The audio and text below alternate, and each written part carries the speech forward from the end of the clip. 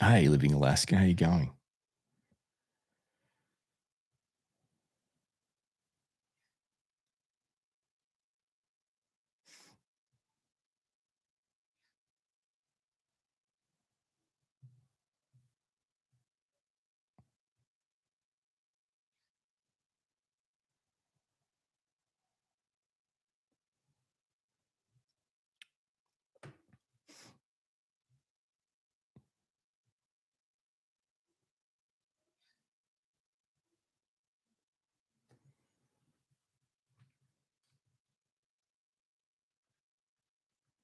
Guys can hear me okay this time?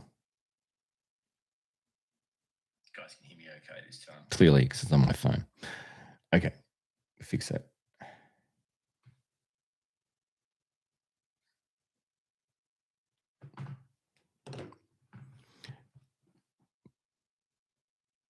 Doing okay, living Alaska. Mia, hey. Amanda, hello. How are you? Mia, I'm good. Well, that's not true. I'm lying. But yeah, thank you for asking. Electron, hi. G'day, Orion. Hope you and your family are doing well, sir. Thank you. Is it Hakon? I'm sorry if I said that wrong. Rob, hey.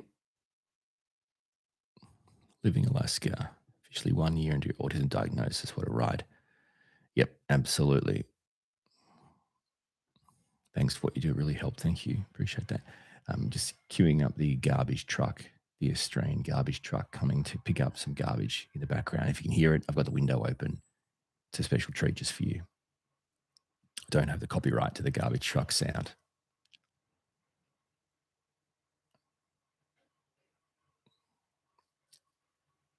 Zesty burrito. Here it comes. Can you hear it? Hey, friends. Sky hugs. You love. Hope you have some peace of mind. Thank you. Yes. Here, okay. Yes. Hey, what happened? Thanks. Amanda can hear me good. Good to see you. Hope all is well from Robin.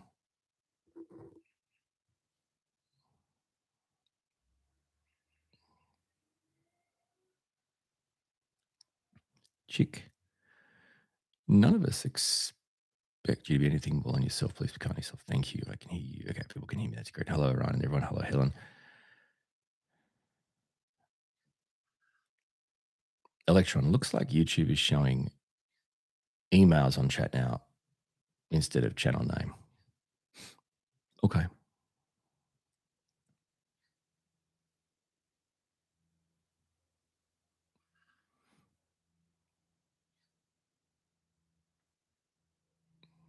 Oddball, hey. Hello, and good wishes from Ohio. Is it Jill? Hey.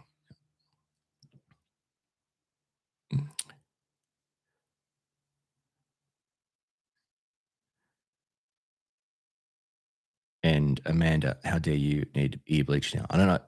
I'm not sure what that refers to. You're talking about the garbage truck or someone else? Motten, is it? Hi, Ryan. Excited to see you here. Thanks for you do. Been watching your older videos on a daily basis. So that's very kind of you. Thank you. Hope they're working. Hey, from Norway. Is it Ribis? Hello from a freezing Michigan. Jazz, 5 minutes. I need to go, Mia. Okay.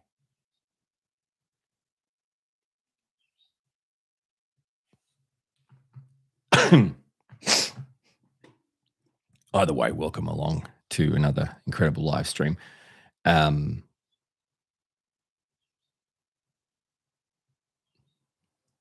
Michigan is below freezing. Well, okay. So it's here I am in Australia. It's summer, and it's really like it's the middle of summer, so it's the hottest part of summer.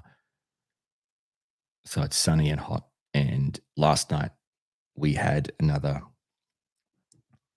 very powerful aurora. I don't know if you guys in other parts of the world got a chance to check it out, but about 12 hours ago for us, so last night, our time, 12-ish hours from now backwards, we had another really fantastic aurora down in the southern hemisphere. And also because we don't live in a city, we don't have a lot of pollution at night, so we got to see it. We literally just stand out in our backyard with our iPhone on night mode, and it just brings up incredible pictures. So it's pretty lucky where we live.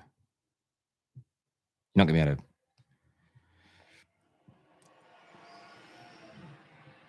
Garbage truck leaving. I'm not going to be able to do them justice by showing them on my phone, but I can try. Can you see that?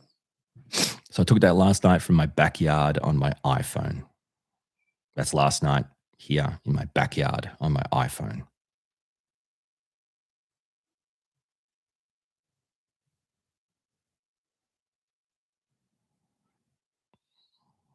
Greeny and bluey and purpley, and there's a bit of orange on some other photos.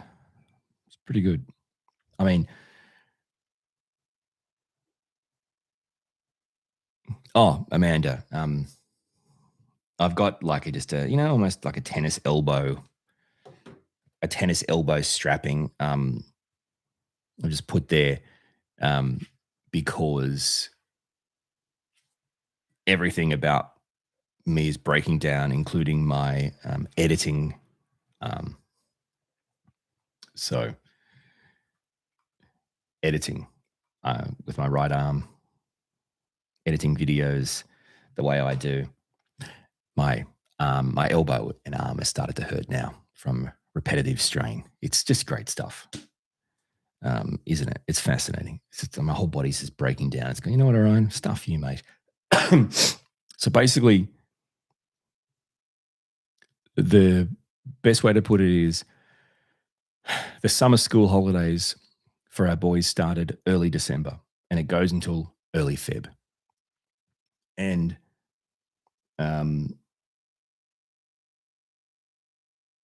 we pretty much got to nearish the end of the break, a few weeks to go. And like early January, the whole family just got some, just basic virus that everyone gets, some sort of viral cold or something. And now we're all done in 3 days. And I've been sick for almost 4 weeks. And now it's completely ruined me. And now I've got to take antibiotics because all the swabs they do say, no, you don't have the flu, you don't have COVID, you don't have these viral respiratory issues, you don't have any of these viral things anymore. It's clearly a bacterial thing now, so it's got worse. Next stop will be pneumonia, but we're not going to be going there. So antibiotics and doing my best. So just when I thought I was kind of maybe having, feeling good after a bit of a break and ready to try and create videos and things, I'm sick to the point where I can't get better and feel shit every day. And as a result, it's like another block of, no, I can't work again. And when I try to edit things, my arm just kills. That's why I've got this thing on. So it's just my whole body's breaking down. Two quick things logically that people will think about that I want to just address straight away. The first one is, Orion, I'm just saying what people will say to me. Orion, you're so successful. Surely you can pay someone to edit your videos. Okay, number one, there is no one on the planet that can edit my videos like me. That might be an autistic thing, but I don't believe there's someone that can do my videos the way I like them done. I just don't believe it. Number two, the people that I could find who do editing services who won't be as good as me because it's not the way I want it will cost not hundreds, right? Thousands of dollars over the space of a year. I don't know what you think successful YouTubers get, but that I can't afford. Like I can't afford to pay an editor. So I'm certainly not into slave labor. So I'm not going to find some company that just trap people in a room and charge you $5 an hour or something. And it's like, and that seems really legitimate.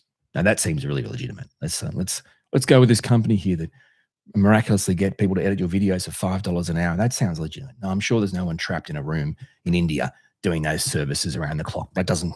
So I mean, no. And so that's the first argument. First argument is that I don't know who you think I am, but just I don't know who you think I am, but I am like you might watch my videos and love my videos, and without you, I'm stuffed. So thank you. But that doesn't correspond into like buckets of money or something. It just doesn't. I'm not sure what people think that. I mean, so let's be honest. Like you could get, if every one of my videos, right, if I released a video a week or whatever, and every one of my videos got millions, like 1 million plus views, then maybe I'd start to make enough money to hire editors. But I might only have 2 to 4 videos in my entire library that's got over 1 million views. They don't, you know what I'm saying? And then they just stop. So yeah, people don't understand the difference between, you can get subscribers and a plaque and all these things. They're great. They have no relevance to like being able to employ people. And I don't want to employ people. That's the other thing. When we start to employ people, you know what happens then? You can have things like meetings. I'm not interested in that. Yeah, so, and I just don't believe there's anyone out there that can edit my videos like I can. I just don't believe it. I think it's bullshit. And I think most people that say they edit YouTubers, what they do is they get your videos, they drop them into like an AI platform like Opus Clips or something. They drop them into that. They let the AI edit it for it. They download it out. They spit it back to you and go, there you go, edit it. What a load of shit. And that's the other thing. That's why I've got a sore arm. That's the other thing. Like when I edit shorts, most content creators, they get their video, their long form video, right? And they just spit it into these platforms and the AI creates a short and they take it out and they just put it on their thing. All right? Okay. No. So that's no.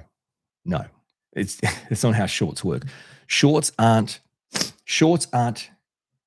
shorter edits or shorter chunks of a long form video. No, shorts are fully fledged independent pieces of art. So what I'll do is I'll have a long form video and I'll get my long form video and I will find chunks that I think are appropriate that you'll like, right? Just chunks.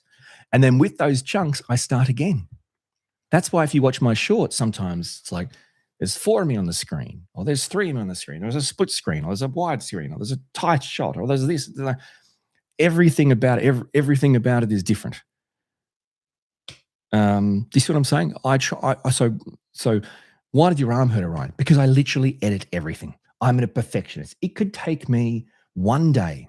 And with this sore arm, it's currently taking me at least 1 to 2 days to edit 2 shorts that go no longer than 90 seconds to 2 minutes.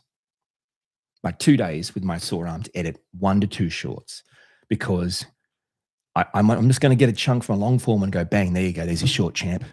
Because I don't make shorts as a rule for people that watch my long forms.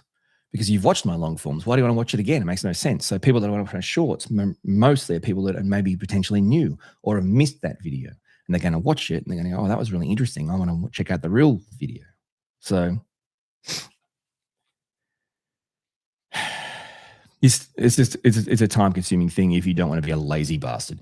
And 99%, as you would imagine, 99% of people on the planet, by nature, not because they're bad people, but by nature, are going to be lazy. And why is that? Because that's the best way to live life. If you want to feel good, do less, right?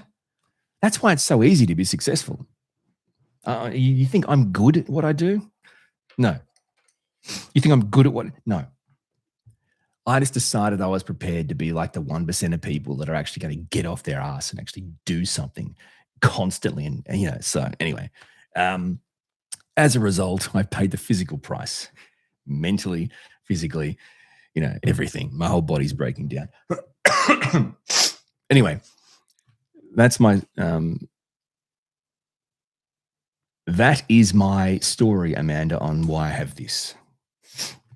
Isabella, hey, Isabella, sorry I missed all your comments. I was just ranting there. I appreciate it. I'm sorry I missed everything people have been saying. Everyone, your comments are important to me, and I'm just I get ranty.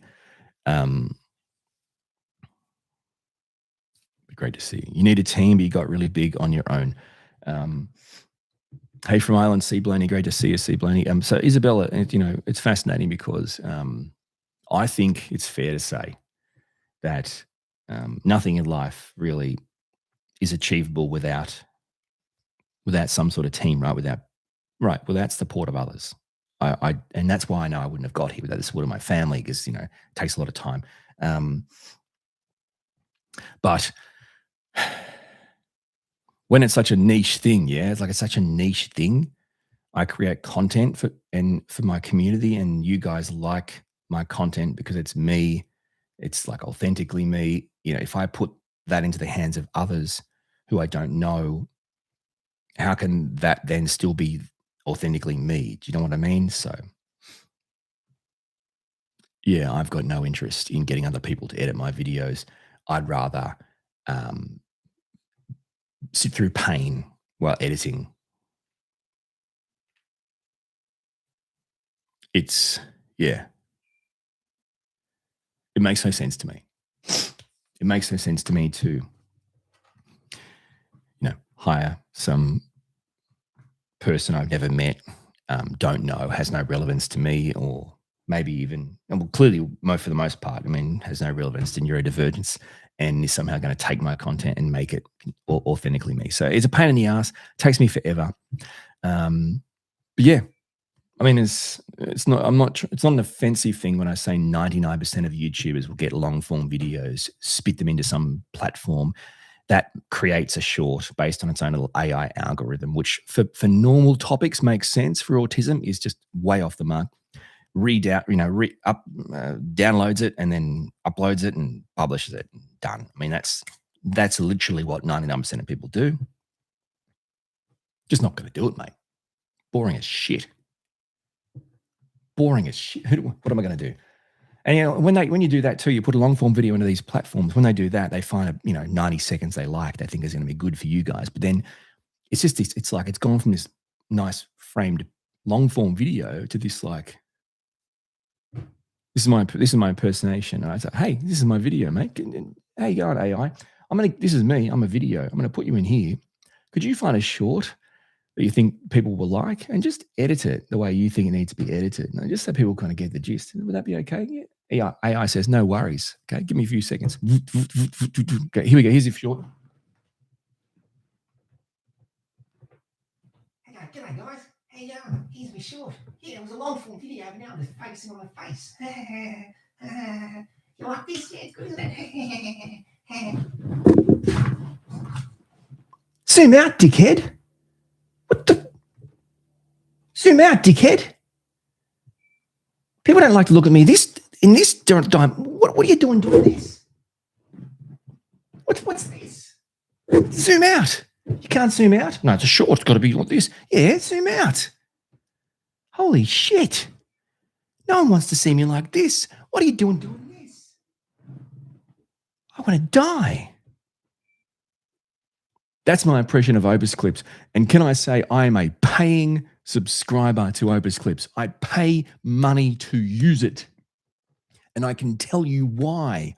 Because it's got nothing to do with me putting a long form in. I'm telling you, because I use it. I know how people cheat.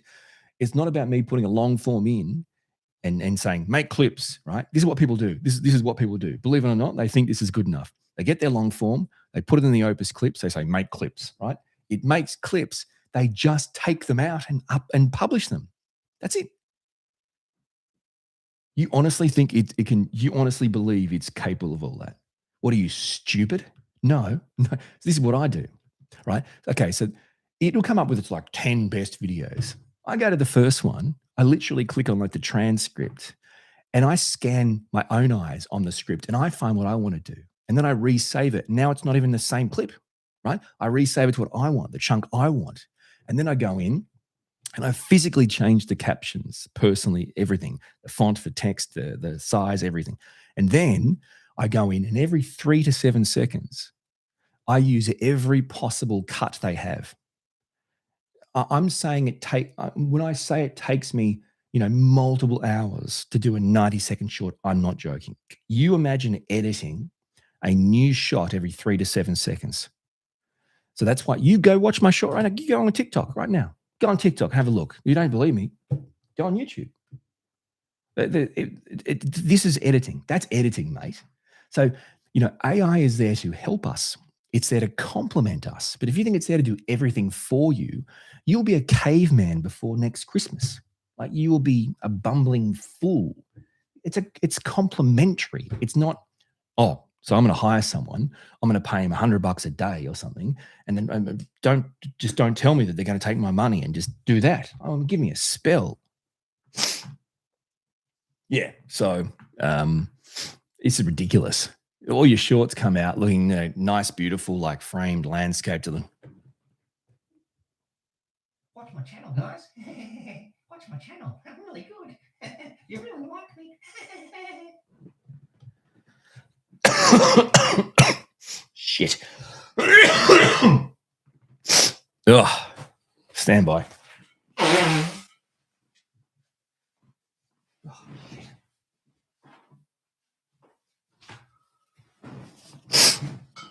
I've got the big reveal. I've got the big reveal of my calendar. Remember my calendar? My 3D printed calendar and on live streams throughout the year. I've been showing you how it's grown. It's got to the end. You're about to see it in all its glory. The lid's off. Ladies and gentlemen, I present to you my globe and astronaut 3D printed calendar in all its glory.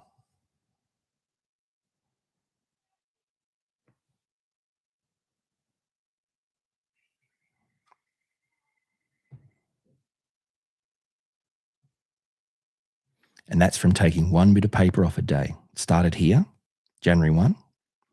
You flick a bit of paper off. A bit of the paper is designed to stick.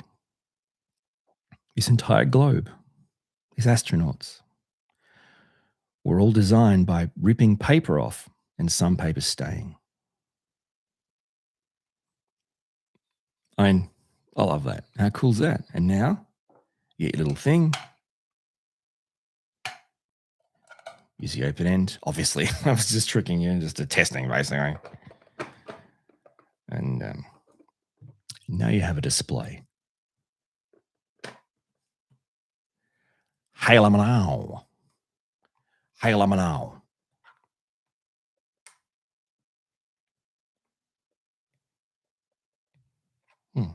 Strange.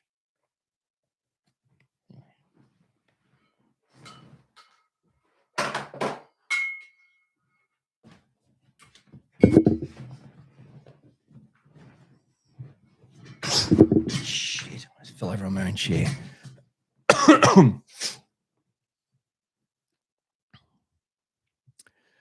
Zax, thank you. Subscribed just now to show you love from Toronto. Your videos mean a lot to me. Thanks for bringing us up in the process.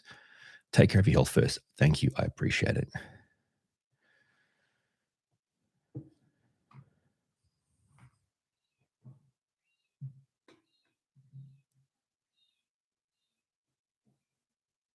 You guys are funny. I love it.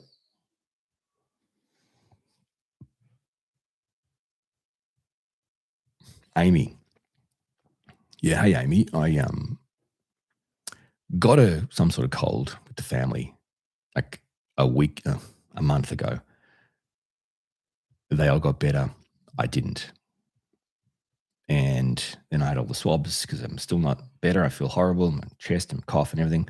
And all the viruses are gone and it's still sick. So it's something obviously like a bacterial thing, which can lead to pneumonia. So I'm on antibiotics for the next week. And then hopefully that will clean it up and I'll be good. But it's just frustrating because I feel like all I've had is barriers, right?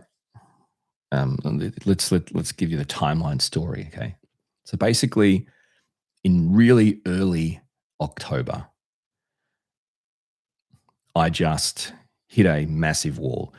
So in other words, I haven't recorded, edited, or published a long form video since early October 2025. Now that's a long time. Okay. I hit a mentally hard brick wall. I just couldn't go on and I just stopped.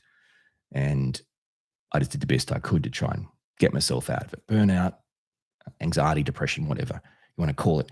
And I think probably by late December, early January, because that's a pretty big break, I'd given myself space and I started to feel good again.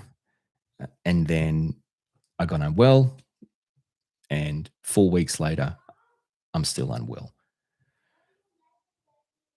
So, yeah, that's the story too. If I sound weird or I'm coughing and all that kind of stuff, when I say a wall, I mean, like a metaphorical wall. I hit a wall. Like I couldn't go on any further. Like, you can run, and then if you reach a wall, you can't keep running because the wall's there, right? So I couldn't go any further. Mentally and physically, I was broken. I was spent. I was gone. In fact, I'm sure I've got a live stream in the live stream section of my channel, which so you can still go and watch it.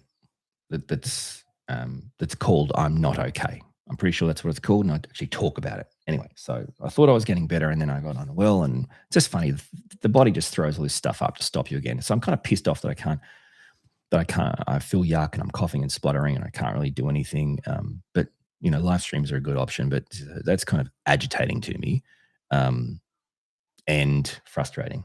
And now it's like February before I'll probably get it. Well, it is, because I've got to get better before I get a chance to even try to record anything. And I hate that. It just pisses me off. So, yeah. So, looking at February, from early October to February before I actually can record, edit, and post a long form video again, to me is way too far and way too much, but also like overwhelmingly stressful, and that doesn't help me get any better, and the whole thing just snowballs and just agitates the shit out of me. So, yeah, that's kind of where it is. It's frustrating. It's frustrating.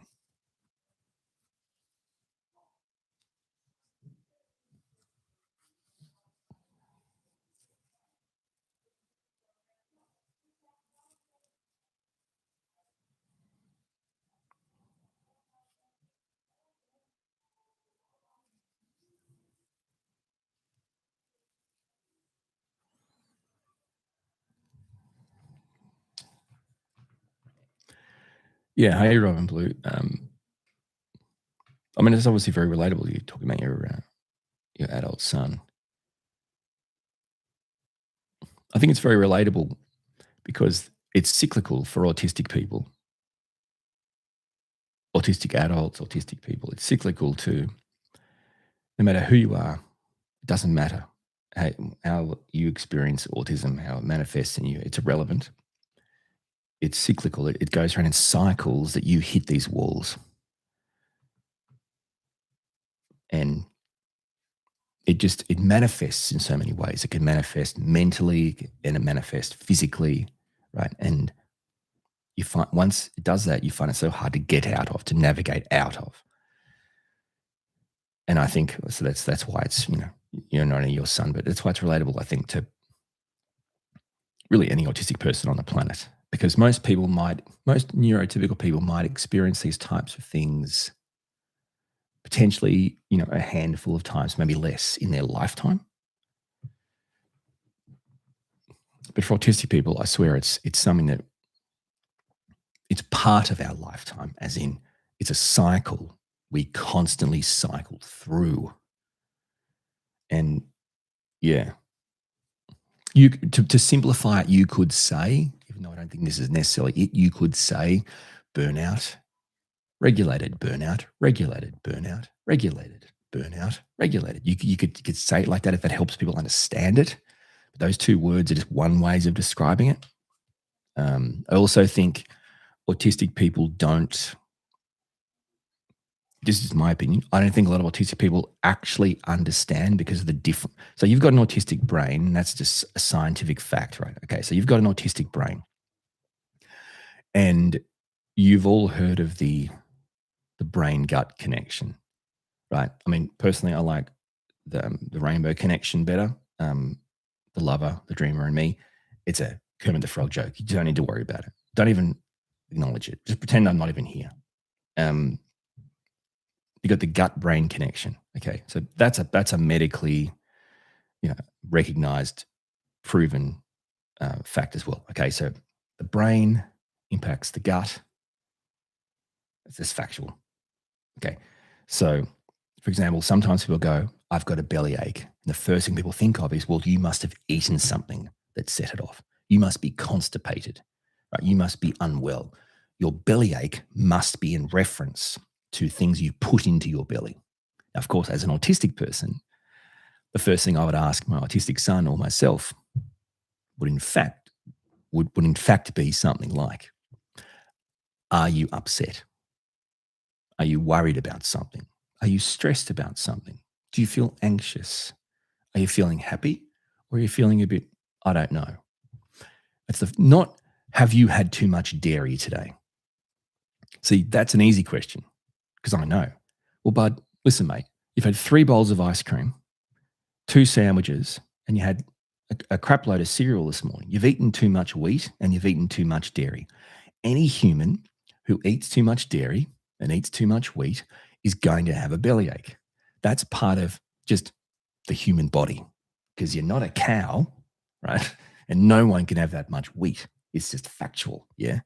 Me, if I could have 7 sandwiches at lunch, I'd take it.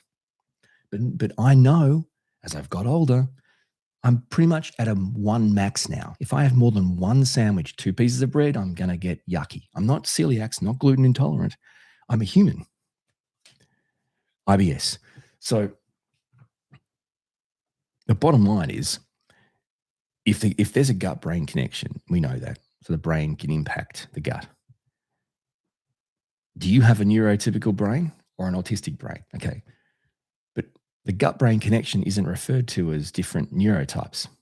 In other words, up and including 2026, no one has ever looked into the difference in a gut-brain connection via an autistic brain. Now, if you think about that without letting your brain do too much, just think about that. That should blow your mind. The only gut-brain connection that we know anything about is neurotypical brains. The autistic brain is different. Therefore, we have a gut-brain connection no one has ever looked into. We have a gut-brain connection no one knows anything about. A gut-brain connection that is the same as tell us about that distant galaxy. Don't know, never been there before. Right? And there's many, many issues as being an autistic person we simply don't know about. So from my point of view, what I've learned is there's like a lowered immunity. My whole family can get the common cold. 3 or 4 days later, they're good. 3 or 4 weeks later, it's ravaging my body. Always? No, not always. Just happened to be this time of year because I'm already stressed and hit that wall, right? So there's so many different issues that I think that we go through on a daily basis that still no one knows anything about or can ever help us with or give us any guidance. So I personally think from an autistic point of view, there's differences in how we get sick, how we get better.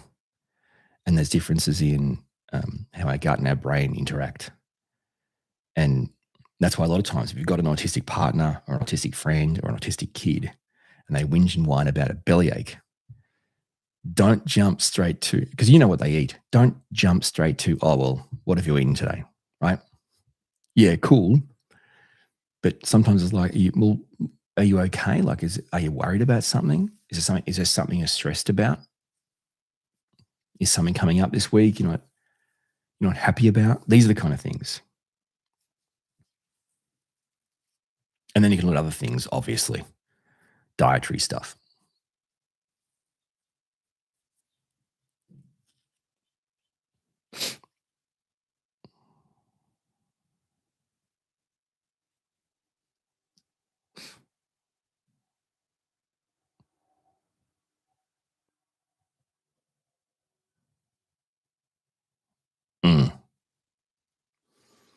Yes, correct, Amanda. God help us, huh? And that's an interesting comment too. I think it's Monica. I feel like I'm too much autistic to be neurotypical and too much neurotypical to be autistic. It's a great comment. It's a great comment. And you know what? You know why it's a great comment? Because how many neurotypical people do you see walking around clutching at straws to be autistic? You don't. I know neurotypical people walking around trying to find reasons why they think they could be or are autistic. You are you are only attracted to what you're putting out, basically. I mean, I hope that makes sense. You just don't. There just aren't neurotypical people, genuine neurotypical people walking around going, God, show me a sign I'm autistic. I wish I was a little bit more autistic. I mean, you either are or you aren't, and that's the thing about it. In addition to that, everyone has a individual manifestation of it. There's no two autistic people that are the same, that experiences the same. So that being the case, it kind of defeats the purpose of trying to push yourself into some sort of box or window of opportunity that makes you autistic. But yeah.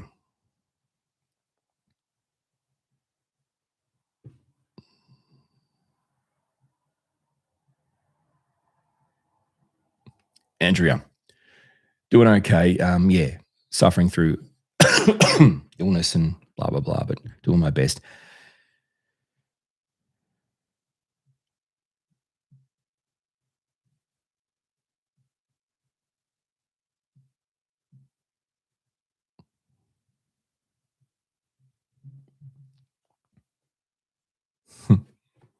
Always known something wasn't right, but just thought I was weird. Makes sense.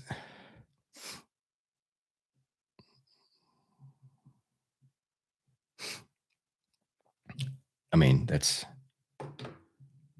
pretty standard feeling.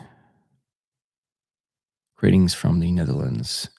Your videos gave me quite some information, insights about autism, especially how it can be for an adult man. Thank you. My thanks to you. Packer one, I think it is. Greetings from Ireland. Hope you're okay, Orion. Only joined the video a few minutes ago. Doing okay. Unwell.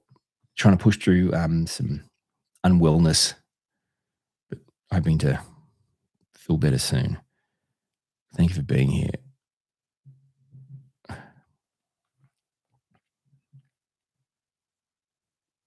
Now, is that James?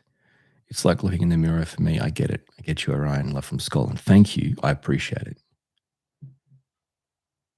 Interdivergent found surrounding yourself with positive people is helpful.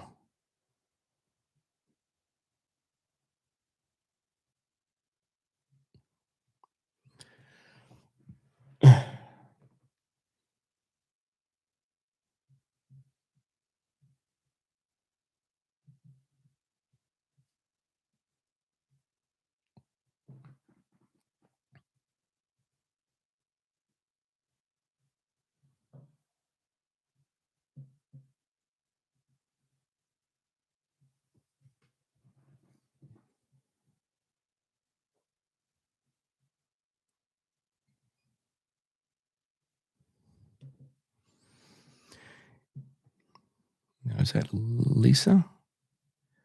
I love reading the comments from all the people whose lives you've touched. Yeah. I love trying to read all the comments. I agree. It's kind of overwhelming and incredible, isn't it?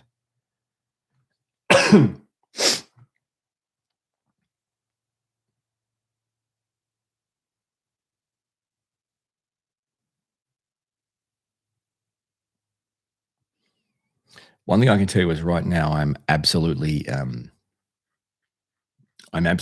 and out with regards to my body, my physical body, trying to get over this stupid whatever feel better again. And it's taking its time, and it's been a long time.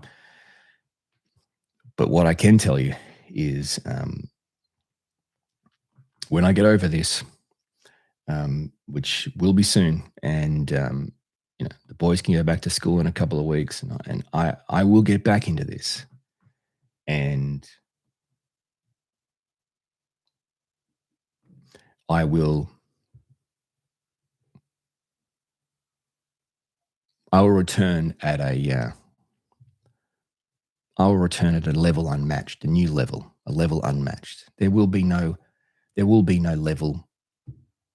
It will be I will return at a level that isn't a level. I will return bigger and better and stronger. There will be no one that can even reach their hand out and touch the level I'm on with their fingertip. It is what it is. I will push the standards, and I will push the level of quality to the point where I will reach it, or my body will literally break. So I'm completely pissed off about not having videos out since October, and my body letting me down, and my mind letting me down. But yeah, I can tell you right now, I don't even acknowledge the idea of me being on a level, and I'm just returning at a point where there's no such thing as levels anymore. I refuse to believe I'm amongst a standard. I will be the standard for this community.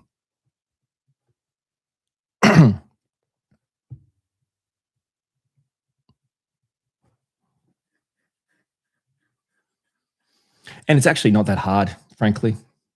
It's actually not that hard. I mean, I could pretty much burp into a microphone right now, release it, and probably get the same amount of views as most other autistic or neurodivergent content creators. So, I mean, it's not exactly that hard to raise the bar. I'm going to raise the bar.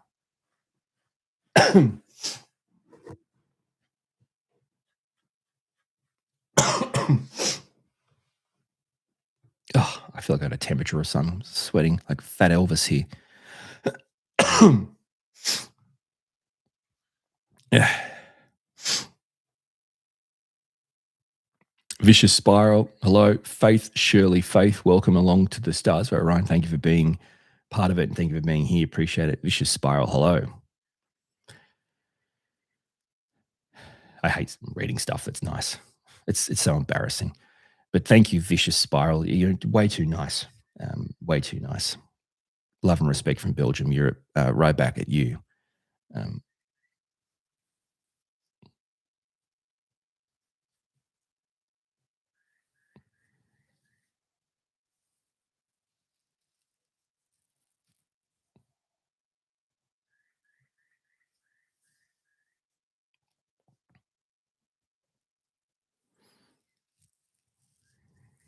Bledsworth, great question. Any ideas so far for new content? Yes, I have written some new content.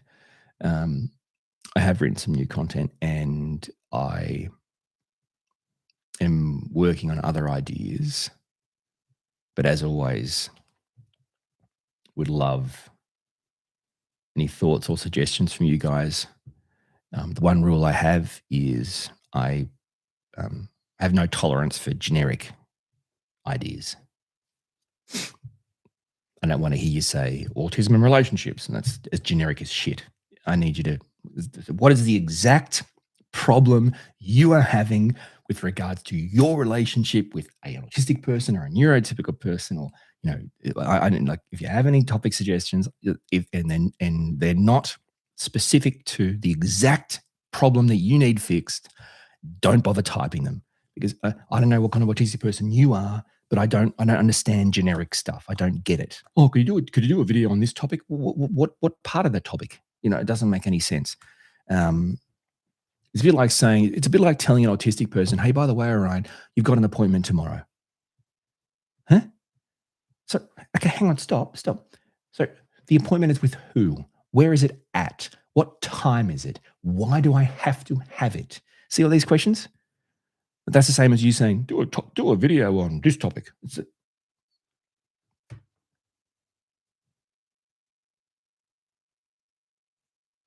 I like that idea. Random person, great topic, specifically related to my struggles with getting common viruses and then going further, immune system, autism. I mean, I like it. I think it's a good idea. I'm going to write it down.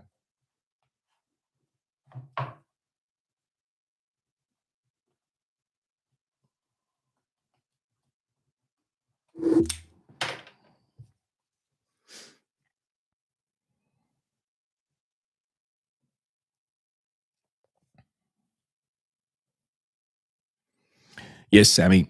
I am in fact a myth. I am in fact a myth. I'm not real. I don't actually live in Australia. Vicious Spirals is extremely kind.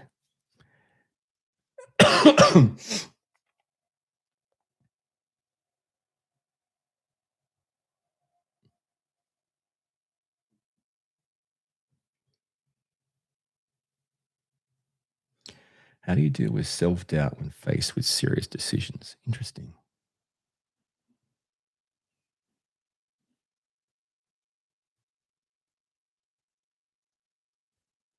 So, Faith Shirley, with regards to autoimmune stuff and autism, it looks like you've done some work on that.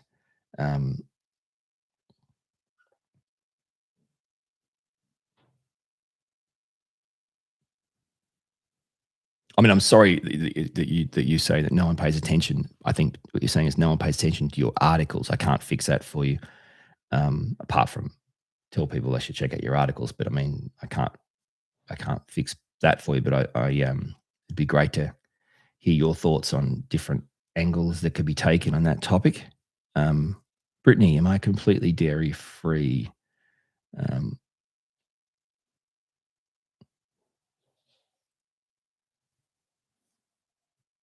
Not completely, but I've definitely pulled well back because it really helped my gut.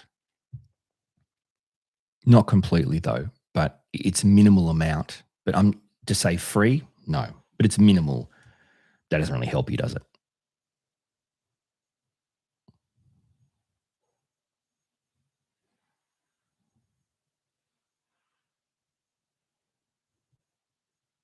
Is it Charlie's Farm? In Charlie's Garden. Great to see you. Hope you feel better soon. Hope this isn't generic. Autism and fibro.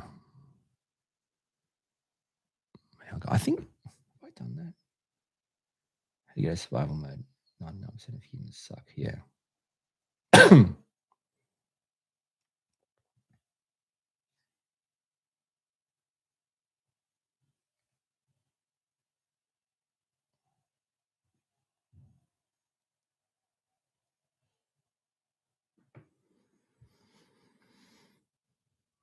I think oh man, my head, my eyes are going weird. I think, sorry, Amy, with regards to the brain structure, like thriving on structure and neurotypical people can wing it.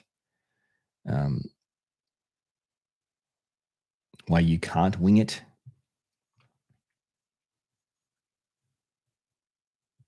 Well, I can't answer these questions like I'm some sort of doctor or expert or know everything about this because I'm not a doctor or an expert. So let me just talk about this from my point of view, my experience. Okay. So, all right. There are two basic states for an autistic brain, and that is regulated or dysregulated. And why is that?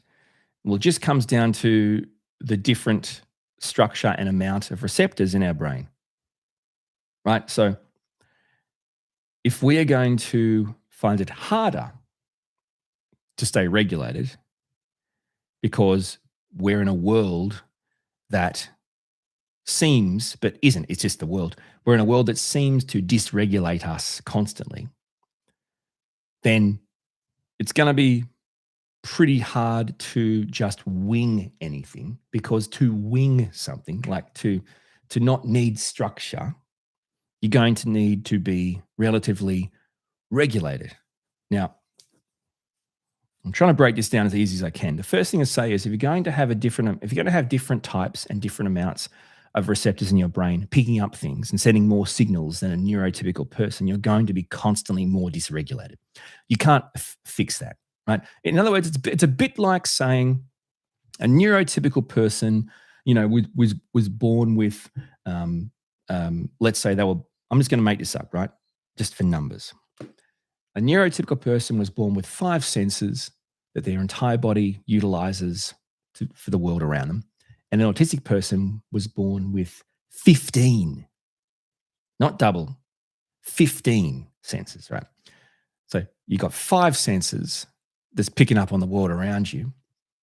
Your level of regulation and dysregulation has a ceiling, and you can get closer to being dysregulated while still maintaining a type of regulation, because the gap between 0 and 5 is not that big. The gap between 0 and 15 is bloody huge, right? So the more you become dysregulated, the further you're closer to dysregulation and further away from regulation. Therefore, what do you mean wing it?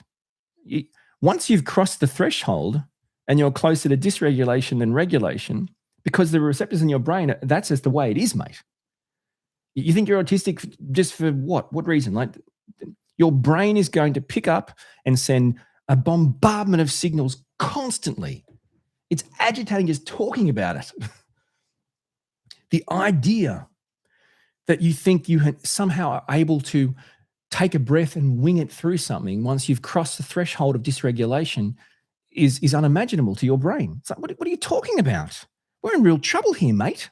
Have you not been getting the 4,000 signals I've sent you every 2 seconds, right? And that's why, frankly, neurotypical people in the real world to autistic people can look like actual half-wits. Just 1 second.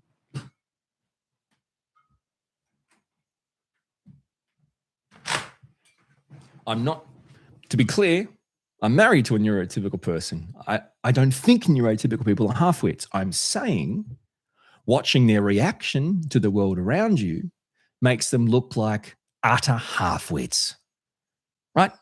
Like brainless dogs. Right? And we're next to them, and we are the scattiest, by the way, girl cats, the best. Boy cats, bloody stupid. We are the scaredest, scattiest, stupidest boy cat that's us. We're the boy cat, right? Someone clears their throat, right? And this is us.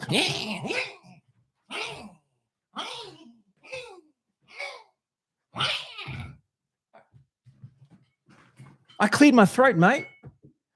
And you've lived here for 10 years. It's Orion, Like, I'm your dad, basically. You're my cat. I cleared my throat. You jumped to the roof and ran away and hid for 7 days. What's your problem? I'm autistic. Right? Idiot, moronic dog. The world explodes. The dog's like, hey, you want to go for a walk? I can take a dump. I can take a dump. I can go for a walk. I can take a dump.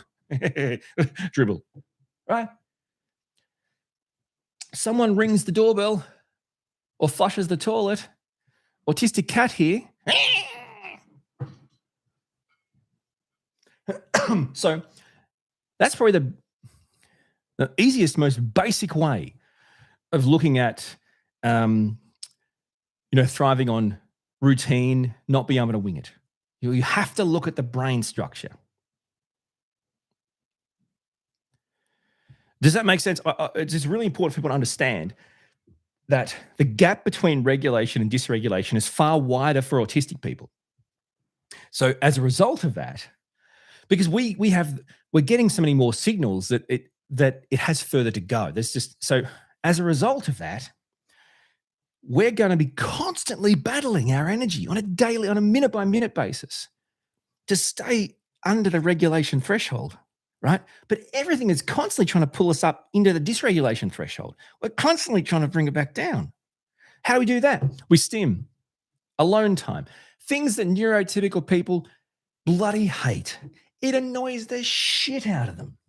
It's like, will you stop talking like that? Will you stop singing like that? Will you stop making those noises? Will you stop touching yourself like that? Will you stop doing this? Like, and you're trying to bring it back down, right? And then now they're yelling at you for doing it.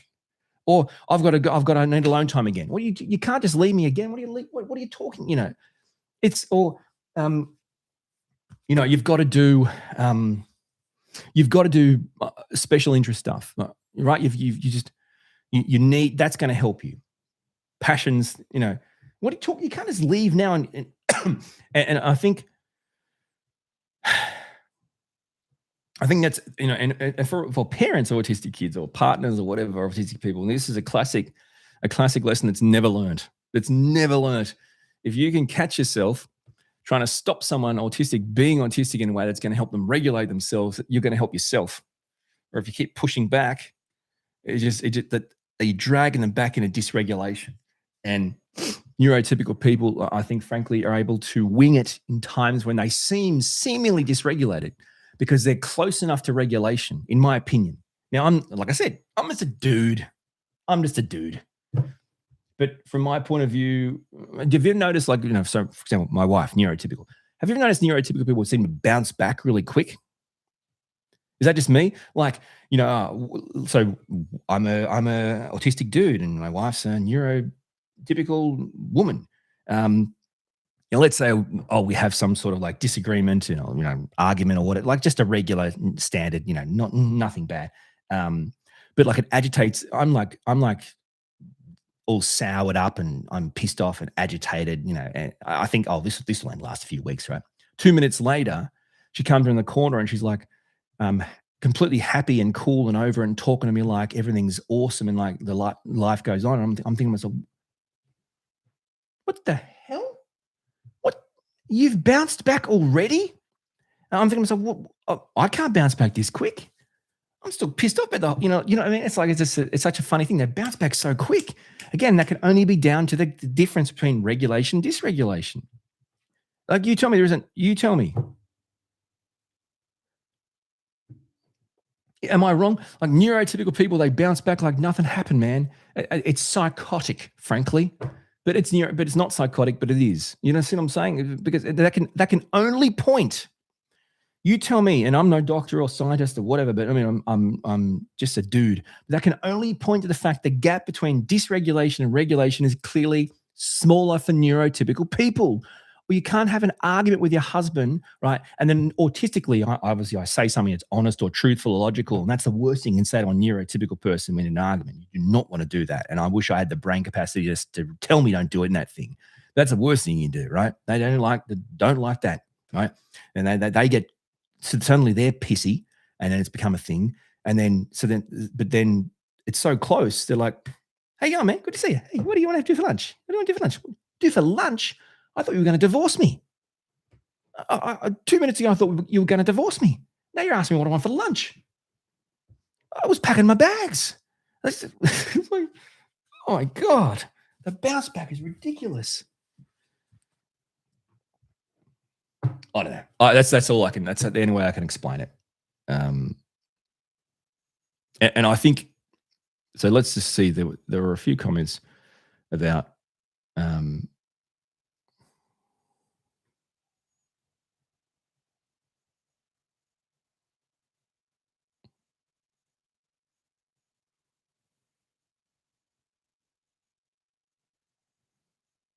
I'm sorry, they go so fast.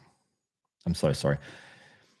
Does dysregulation always have a trigger in your experience? Reason I ask, oftentimes my 6-year-old son will wake up starting the day dysregulated without any trigger I can identify. Kristen, great question, Kristen. And I'm really happy. Number one, thank you for asking that question. And two, thank you for thinking about it in a way where maybe you're getting this wrong. Maybe you're missing something here. So great mum. You're a great mum. What I would say is there's absolutely no question that dysregulation is triggered 1000% of the time. You can't. So look at it like this, yeah.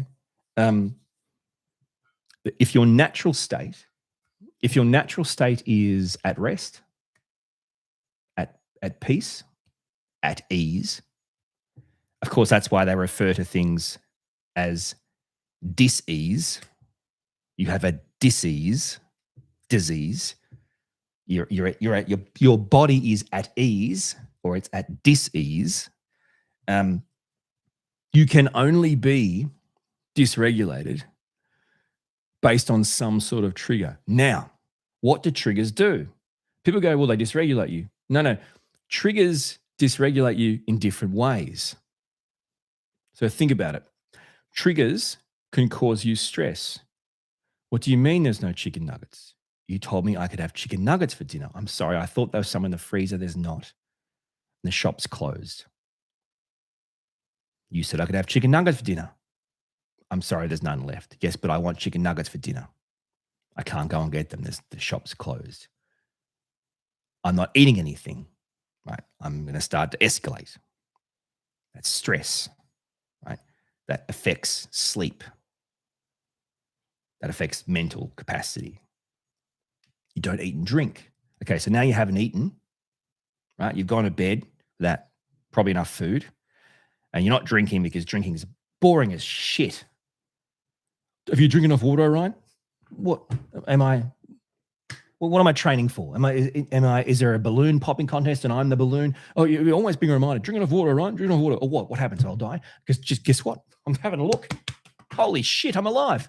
Holy, you're not going to believe it. Water. Yeah. Anyway, blah, blah, blah. So, okay.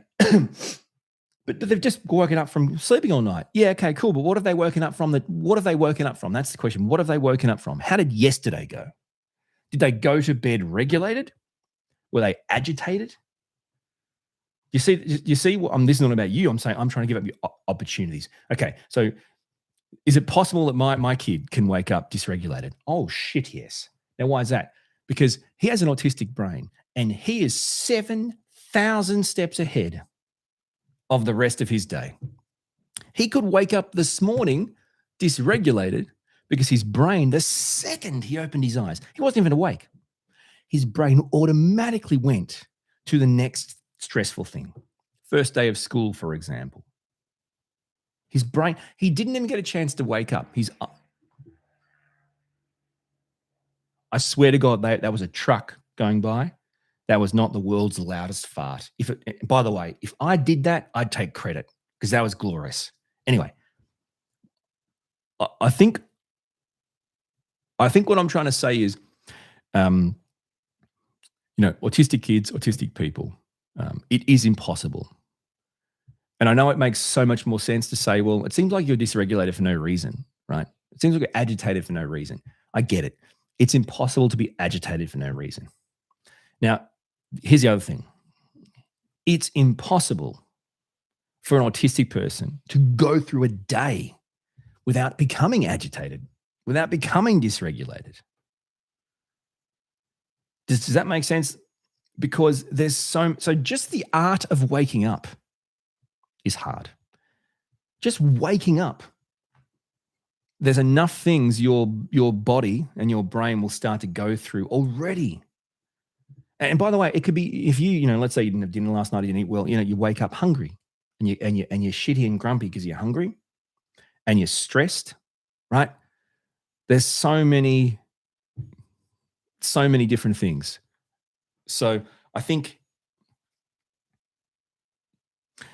without trying to over-explain that, I guess the point is, with regards to like a 6-year-old son or an autistic person in general, I personally don't believe that they can be dysregulated without triggers. And I think you have to look in every aspect for triggers. Triggers aren't just there was a noise they didn't like, or they were startled, or do you know what I mean? The classic autism triggers.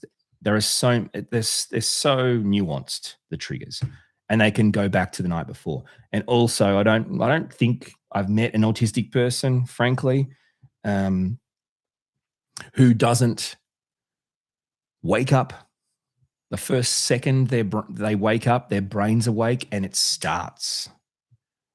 Right? There's no like after breakfast. The catastrophizing and the stressing and the anxiety. It's before, as soon as you allow your brain to wake up in the morning, it starts. And yeah, I mean, there's a really great little analogy there. Is it Bloodsworth? You know, the triggers, they're like building blocks or bricks for a house. They stack up and they stack up and they stack up because the gap is much wider from regulation to dysregulation. But everyone does a bit. And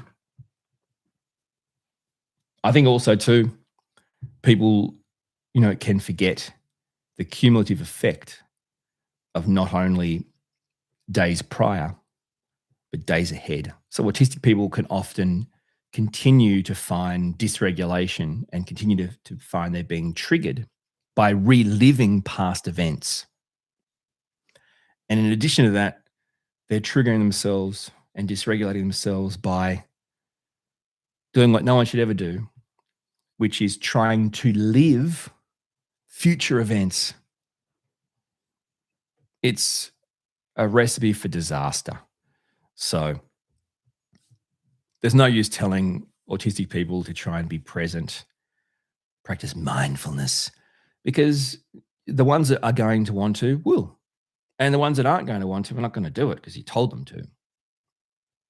And that's the problem too, the way our brain works. Not only does it catastrophize, but it problem solves, which is fascinating when you think about it.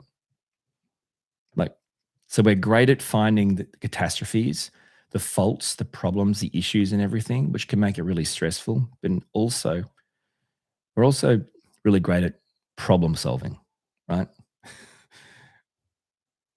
So we're using all that brain power to not only constantly spot all the problems or issues or upcoming things, but we're trying to fix them before they happen, which is a hell of a lot of energy to use.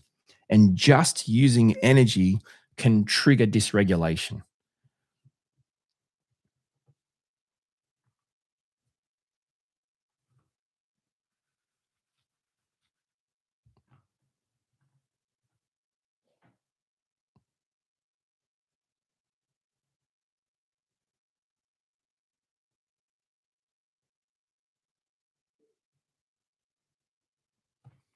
Yeah.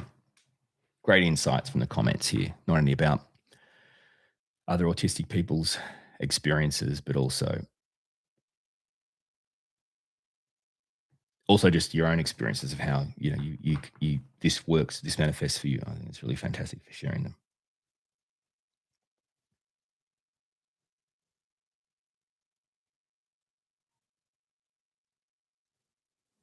It's the ultimate curse, as you say.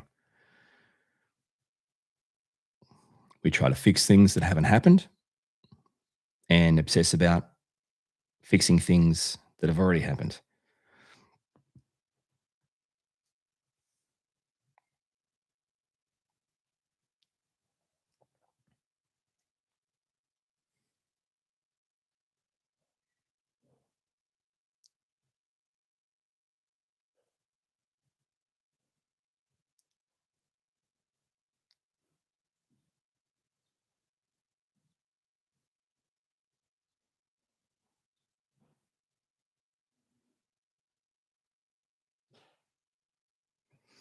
Yeah, I mean, there's few people talking about employment and that kind of stuff. I mean, I completely agree.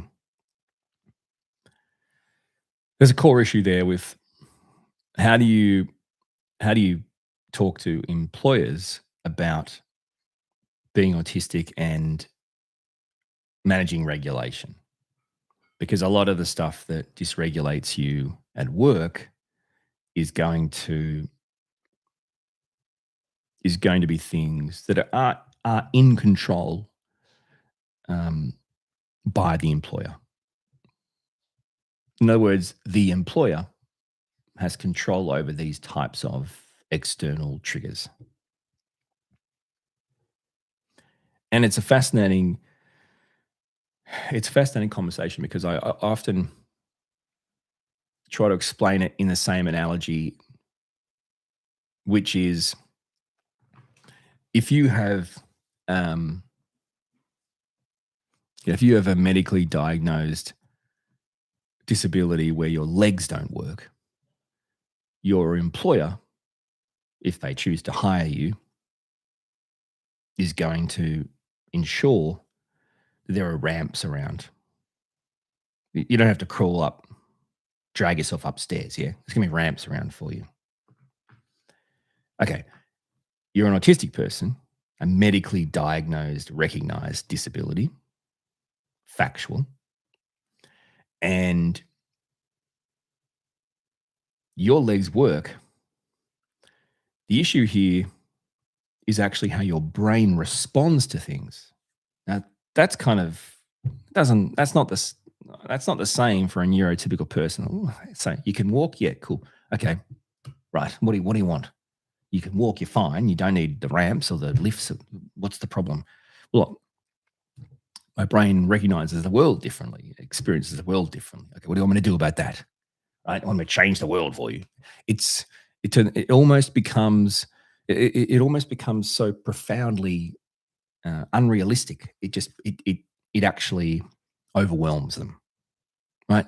And it's like, no, actually, we just need to devise. So there's ramps for the employees here whose legs don't work, right? Okay, cool. We just need to devise some ramps for my mind, some things that we can put in place that help me get around and thrive. Yeah, that's what it's all about. And then you work out what are the things that you think are your core triggers. Now, a lot of times these things are free.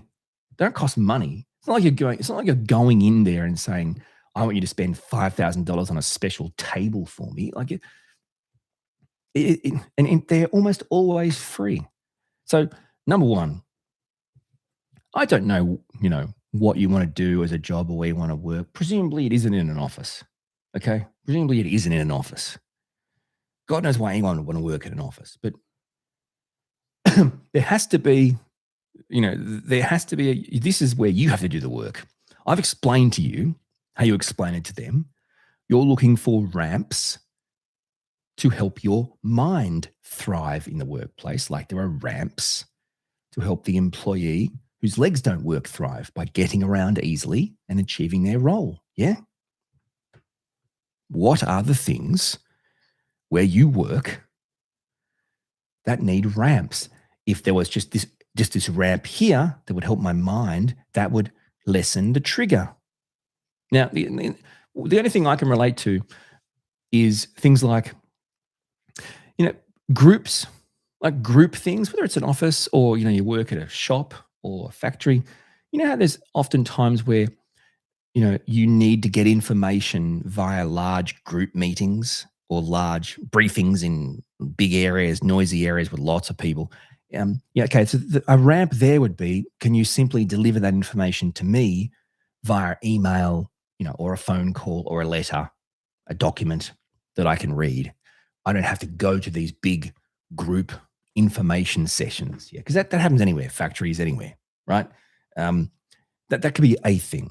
It can also be the way you work and how that manifests in your hours. Right? These are mind ramps. It has no relevance to them.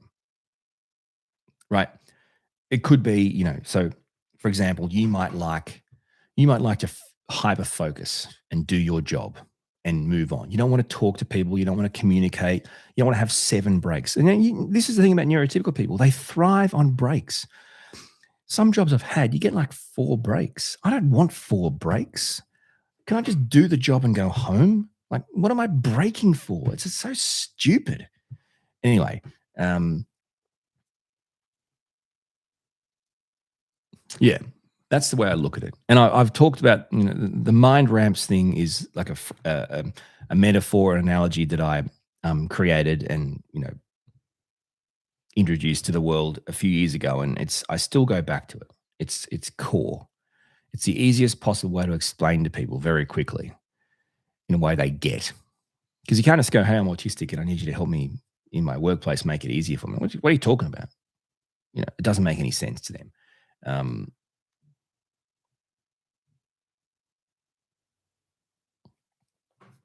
So yeah, I hope that helps.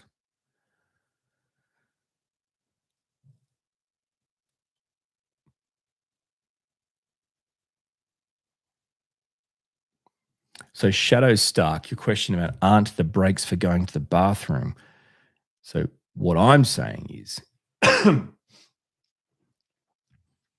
You can go to the bathroom, but then here's what I do. Okay, if I need to pee or go to the toilet, I'll do that and then I'll keep working.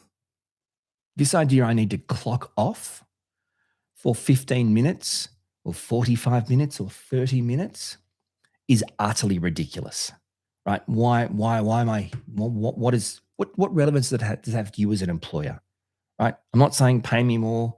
I'm doing my job. I just don't want to have these stupid, right? And the issue is there. People, people, people. Everyone's different, okay? But people will go, well, it doesn't mean you can go home early because you finish your job early because the work won't ever stop, okay?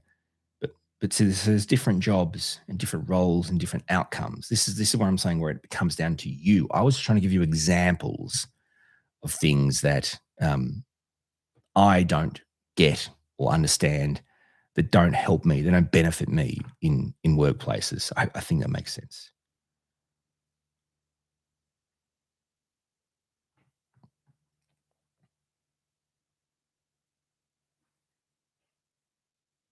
Also, too, autistic people are um, very big on inertia, momentum, right? In the workplace, we can be like freight liners, big ass freight ships. It takes forever to get going. But once we get going, it's impossible to stop. And if you stop it, you've got to start the whole thing process again. So stopping that inertia, that momentum of an autistic person working can be, not forget about everyone else, for you, bloody detrimental. It's like, oh man, I've got to start all over again. Do you see what I'm saying? It's just stupid. So I found, now look, to be clear, you know my background. I've worked in radio. Okay, so that's kind of an office job, but not really, because when you're on the radio, you work in a studio, you're broadcasting. Anyway, that's an office job. I've done retail jobs, and frankly, in the majority of jobs that I've done, retail is not a good example because really you're just paid to be there from blah, blah, blah. But in radio and stuff, my only core goal was to do my job to the best of my ability, and then go home. Right? I wasn't trying to space things out past the time. In fact, I hated that idea. Yeah.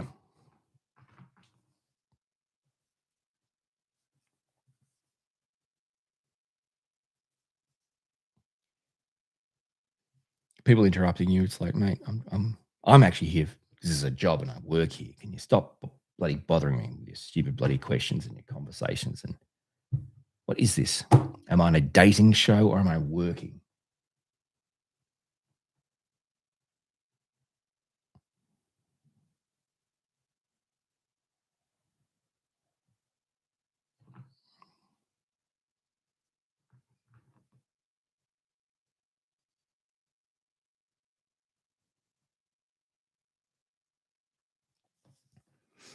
Yeah. I think flexibility is really important if you can find any kind of employer that is happy to provide you with flexibility. That's fantastic. Bloody fantastic. Completely agree. 1000% agree.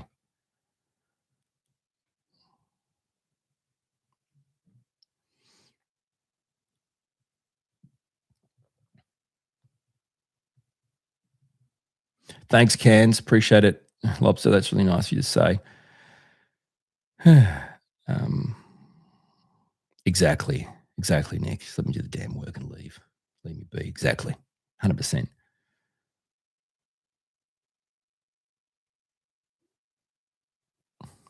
Cyberfish, that's big news. Congratulations. Bloody fantastic.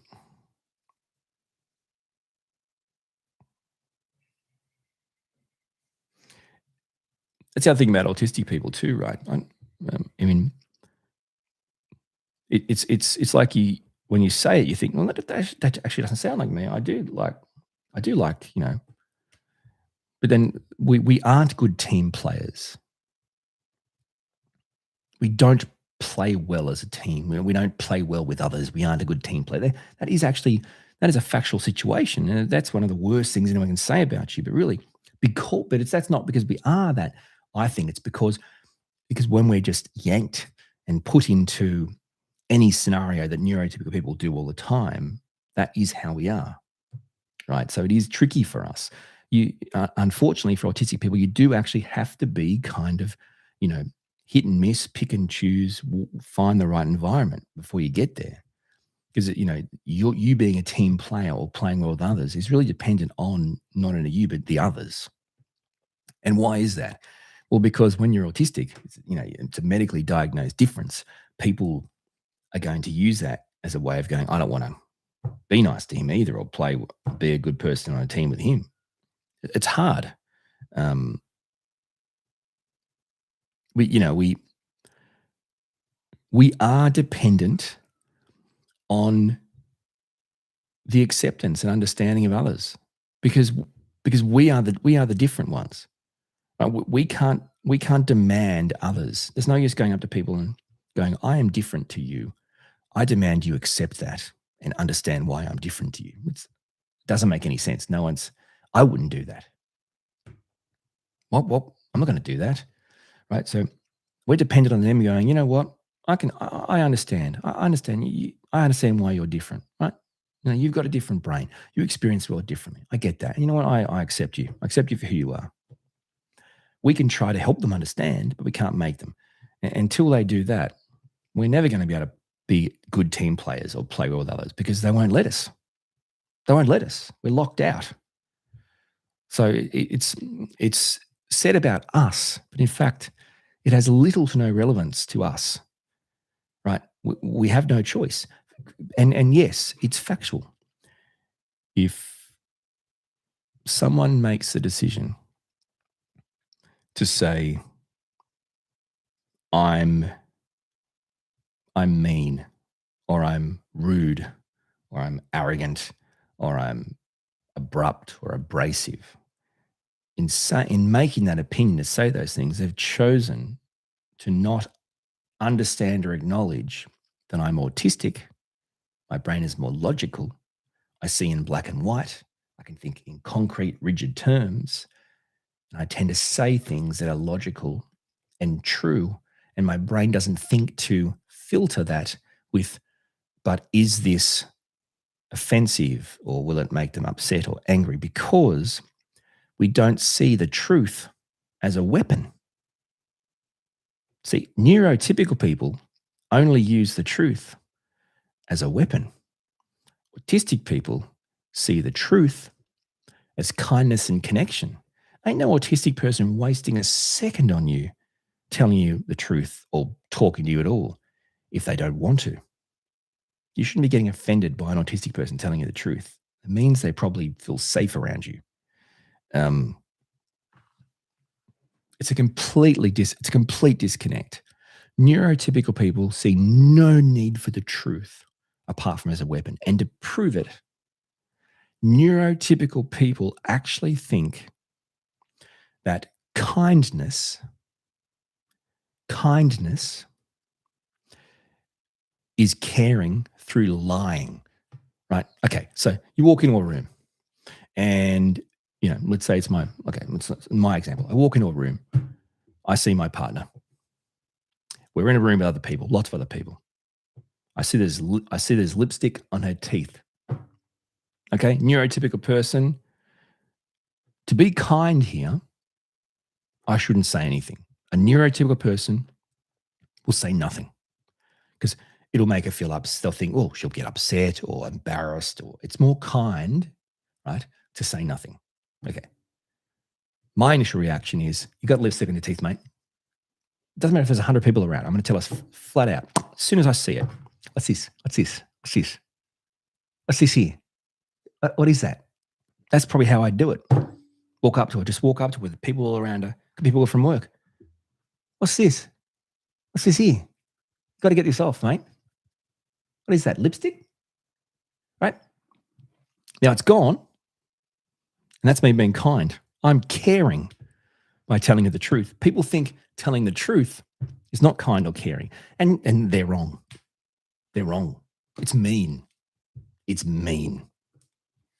I hate it. I think it's so mean. If you can see the truth and you can see things and you don't tell people, you're mean.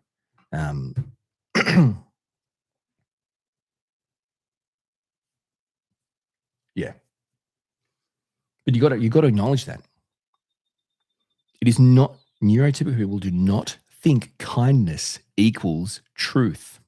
They do not. They think kindness equals lying, withholding information, suppressing. That's, well, sorry guys, but neurotypical guys, you're wrong. In fact, you're full of shit. You want to be kind and caring. You're going to tell, you don't have to be rude about it, but you're going to tell people things that are going to help them, right? There's food in your teeth. There's lipstick on your teeth. Like,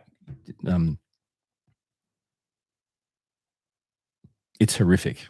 It's horrific that neurotypical people think that. Just disgusting. I mean, you know, my wife puts enormous enormous faith in my honesty. If she wants to feel comfortable in something or she puts something on, she knows she's just got to, walk in front of me and I will let her know, yes or no. Not, I don't approve it, but it's like, oh no, that's not a good color. That washes you out, mate. Sorry, that color there and your tone, you look like a Oompa Loompa on the Willy Wonka show. I don't know. I mean, I'm not saying you're fat and round. I'm saying I don't know, you one color. That's not like you have. Wouldn't you rather that than go out and people be thinking the same thing in their head, judging you? Like, why is she wearing that? Like, it's just, but they do. Kindness. What a load of shit. So that's a big one.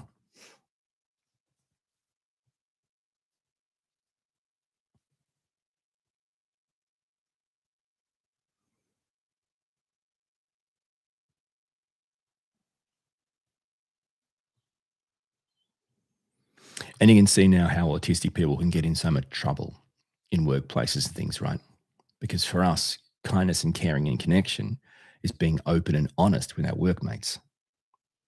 Now, of course, if they live by a code where you are never open and honest with each other because that could make them feel uncomfortable, and that's not kind and caring, then it's never going to go well.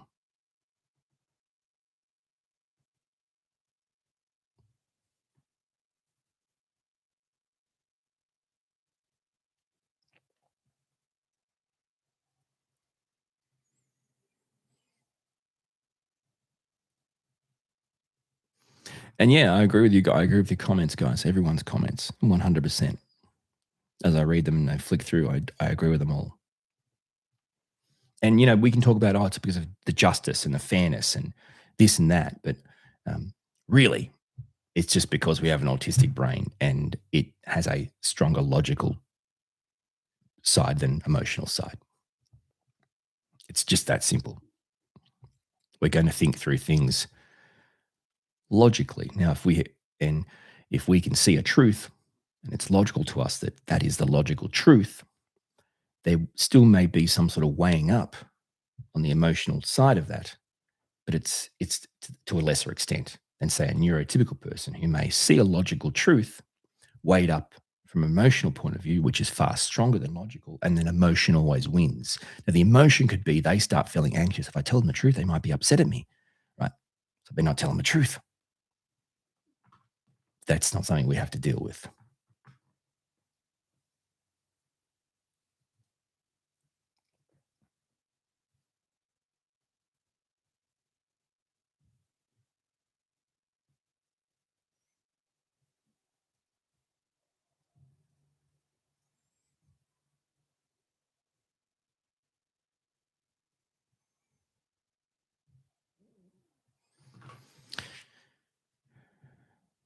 Novalek, thank you. That scenario is exactly how I lost my job a year ago. And I'm sorry to hear that.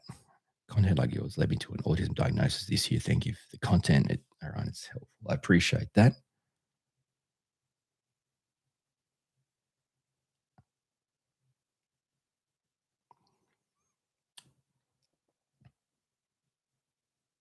Yeah. So the only thing I'd say, Amanda, again, I'm really sorry about your experience with your workplace, Amanda, and we talked about it in the last room. I think when you said you sent me an email, but what I would say is, only just from my own personal experiences, not I'm just not I'm not providing you legal advice. I am not a lawyer. I'm a law school dropout.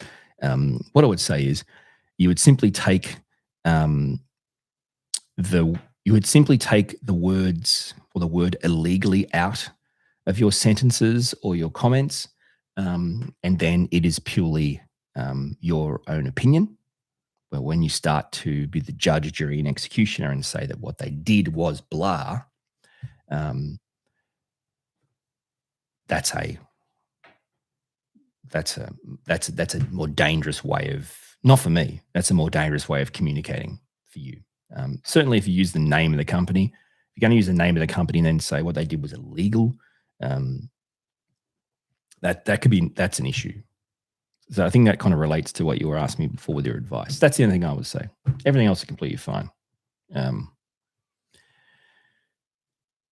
Because even though in our minds we might think this is what it is, you know, unless it's been proven in a court of law, it isn't.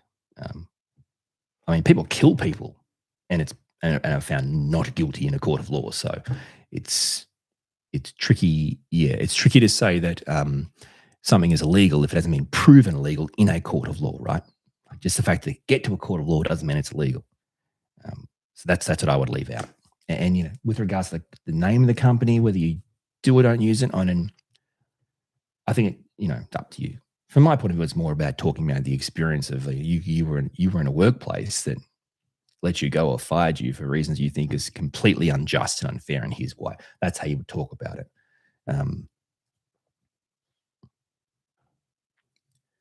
You can definitely say, be clear, if you don't know this, you haven't seen all of my videos, you can definitely say that you got sacked for being autistic, because that's your opinion, right? That's your opinion. And I think it's true. I agree. I'm not saying that's not a thing.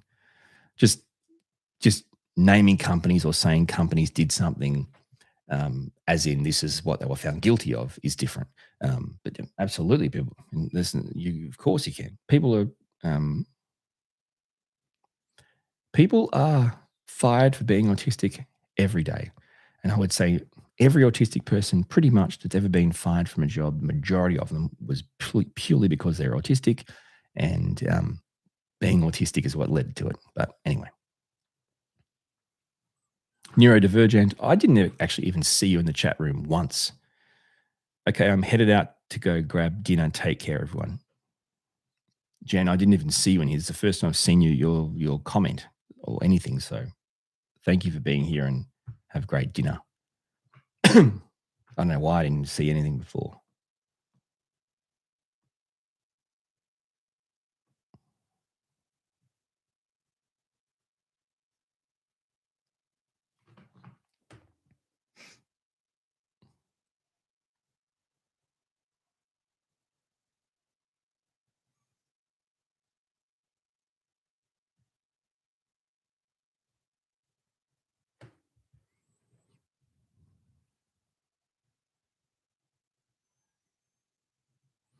Sorry, guys. I'm just trying to catch up on all these comments here.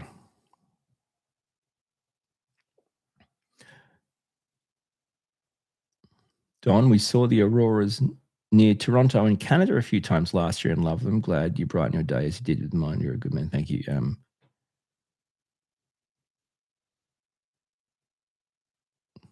Yeah, I got so lucky. For anyone who's kind of just new to the chat or the stream, last night for me, so about 12 hours ago, 12, 14 hours ago, we had a really significant aurora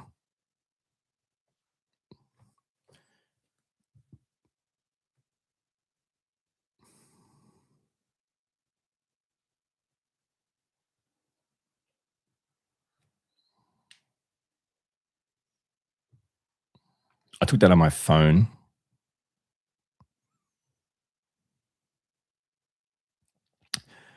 Last night, just in my backyard on my iPhone. I mean, I took a lot, but they're all pretty much similar. Yeah. So that was me taking photos of the aurora on my iPhone. And what's fascinating is when you put your camera up and you take the picture, it's just a dark sky. You see nothing.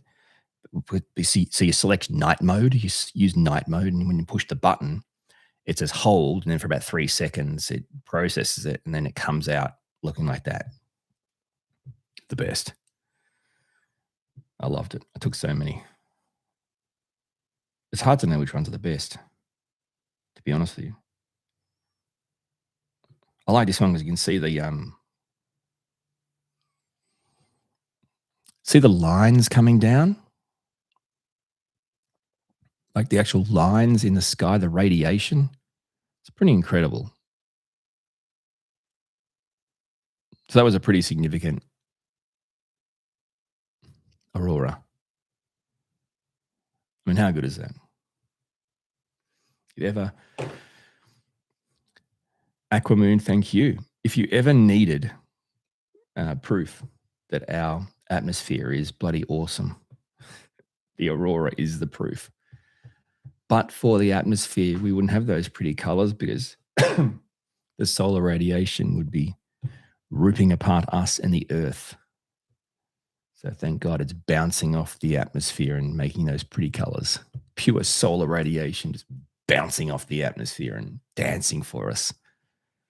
Oh, man. Yeah, so pretty much for me, that's probably about our third aurora this year. We probably get auroras like that at least a few times a year where we are, because we're in the southern hemisphere, bottom of Australia, not near a city. So we do really well.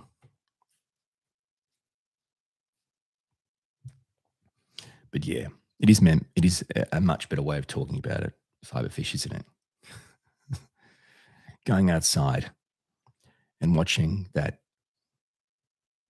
deathly solar radiation just slowly and beautifully dance as it bounces off the the atmosphere into pretty colors in the night sky. Saying, hey guys, we're here. We'll keep knocking. Eventually we'll get through and you're all going to die. But in the meantime, good to see you. It's the ultimate trick or treat. We keep getting the treat. Eventually it's not going to be a treat. Oh, good times. I think I'm super lucky because I live in the southern hemisphere and I live in the southern part of Australia, right? So people up in Queensland and stuff, they always get screwed out of it. So I'm sorry for people in Queensland, but yeah. So I think we're pretty lucky where we are. To put it in perspective,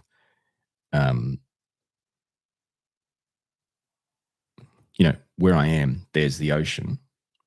If you stayed on that ocean for not really very long, you'll hit Antarctica.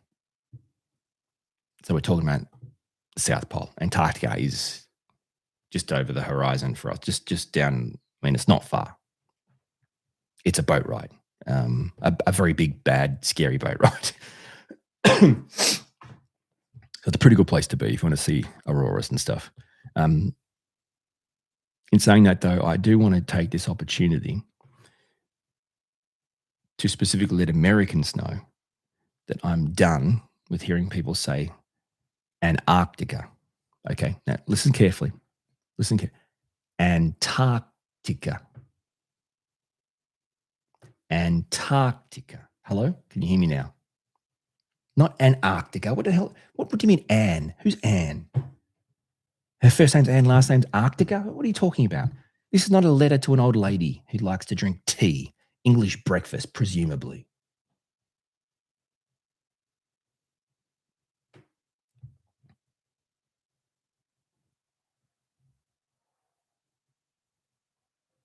Yes, Miss Antarctica. No, I swear to God, man, if I hear another American call it Antarctica, I'm going to die. It's not Antarctica. Okay? Holy crap. I mean, you're killing me. That's a great drag name.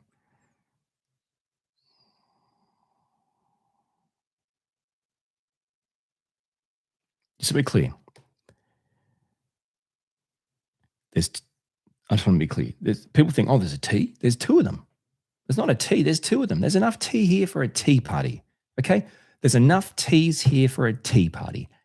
Antarctica. Antarctica. Not Antarctica. There's no teas in your way. Antarctica. Who's Antarctica? Antarctica? Antarctica. Oh, now you make me say it. Stuff you. No, piss off. Bastards.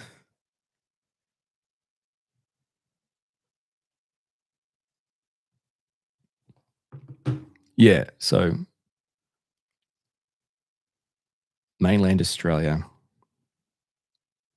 ocean, Tasmania, which is part of Australia, but it's an island state, ocean, Antarctica.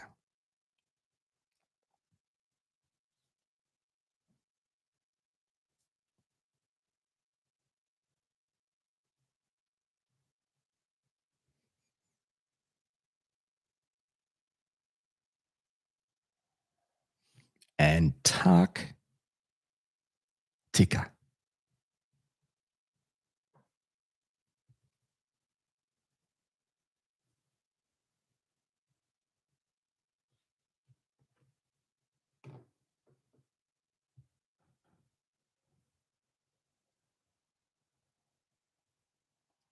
Thanks for being here, Helen. Have a great night. Got any wildlife near you? Bledsworth, good question. It's summer. So, unfortunately, the tiger snakes are out. When I say out, I mean like on the path here. That's not ideal, but it's okay. Not ideal. So you got your the tiger snakes are out. Factual, not ideal. Aside from that, many other snakes are out and about as always. Let's see. I think it's copperheads, coastal taipans. There's probably brown snakes. There's definitely red belly black snakes, but tiger snakes visually you've seen. I mean, just here, just outside the window, big trees with koalas in them, crap loads of wombats, bloody kangaroos everywhere. I mean, you got to be careful driving around our area, our house area and stuff, because you will hit them. So, and they win. Echidnas, so many birds, big birds, small birds, cranes, ibises, like cockatoos, galahs, all that kind of stuff. Cyberfish, I'm sad, but happy to honestly answer the question that yes, I have hit a kangaroo. And long story short, it died. Long story short, my accelerator foot on impact pushed back into my hip because it was dark. I didn't see it, and I was clearly accelerating because you're doing your drive. And the impact of the kangaroo hitting it was, in fact, like a 200k collision because you've got to add the two speeds. And it pushed my foot back into my hip and cracked my acetabulum and had all sorts of shrapnel going on in there. And that was like over 10 years ago, 12 years ago. And the craziest thing is, up until and including like last week, I had another MRI on my hip for ongoing pain. So my hip will need a replacement at some point. My hip is so bad and painful chronically from one time hitting a kangaroo. one moment in my life ruined one half of my body pretty much forever. Yeah. Not ideal.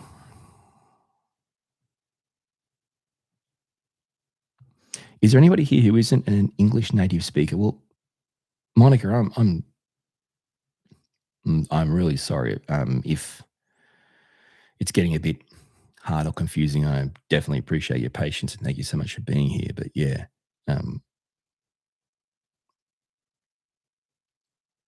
just to be clear, kangaroos are epically solid creatures. I mean, they are huge. They are not only huge, not only tall, taller than me. Not they are tall, but their build is horrifically strong, and their tail is like a tree trunk. So, I mean, maybe these pretty little ones you might see in petting zoos and stuff, great. But where I am, this is the wild, right? The bush and stuff is the wild. Some of these bad boys, what's an example? I mean, you could put them up against, I don't know, like a 7-foot WWE superstar or something, and they would look small. The kangaroo is not good, not good. They are huge. Yeah, that's a great comment, Russ. Kangaroos look like deer that went to prison. That's the entire sentence in the gym. That's brilliant. That's fantastic. You know what? I think someone asked about deer as well. You know what? I reckon I have heard of a type of hunting, and certainly down in Victoria, where there may be deer. So there must be some type of deer in Australia in the wild, presumably. But yeah, we also have all sorts of weird wild animals, right? We've got like the wild horses, the wild bush brumbies and stuff, which is kind of from the Man from Snowy River, made famous by that movie and show. No, I personally don't hunt. But I'm certain I've heard people talk to people who have done it in the southern states. Yeah. But no, I'm not a hunter kind of guy. I'm not a hunter kind of guy. Just trying to think. I've never touched a real gun. You know, like toy guns and stuff and water pistols and, you know, your super soakers. That's about as far as I've got to being, you know, that kind of guy.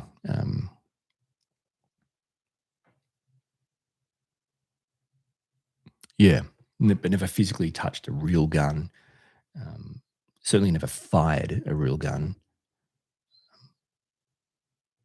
So yeah.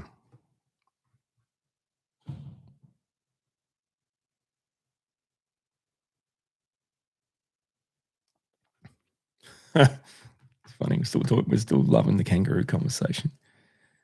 They aim for your car. I mean, it sounds that you would think they do. I mean, they don't, but you would think they do. This is the issue, right?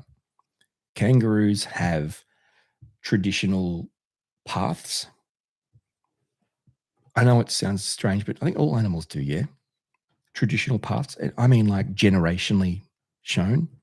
So this is the way kangaroos in this flock or this family or whatever, this is the paths they take to get to there. And they spend different parts of the day in different areas, different feeding grounds, resting grounds, different things, and all very far apart. And it just so happens that, you know, I just crossed one at the wrong time. And often they're going to be over roads because the roads weren't there. So, yeah.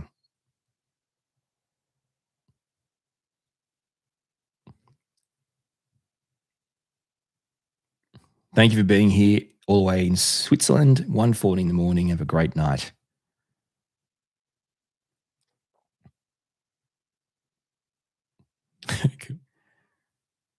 Koalas are tasty. Koalas are nasty, not tasty. I said the wrong thing. I read the wrong one. It's that kangaroos are tasty. Roos taste similar, deer and roo. Koalas. You know what? I think that's probably not right. I mean, because the majority of their day, they're sleeping.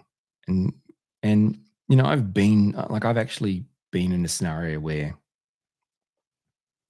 one has come down a tree to move to a different tree, and I've been right there, and it's just come down and walked right in front of me and gone on its way.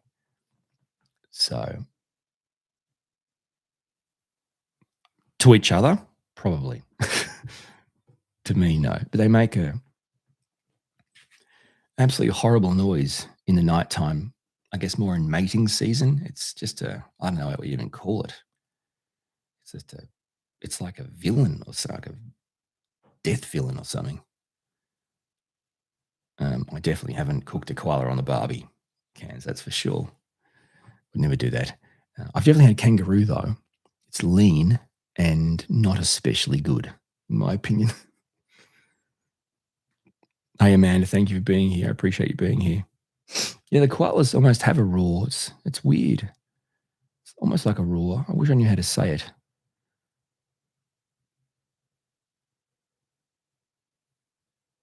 Yeah.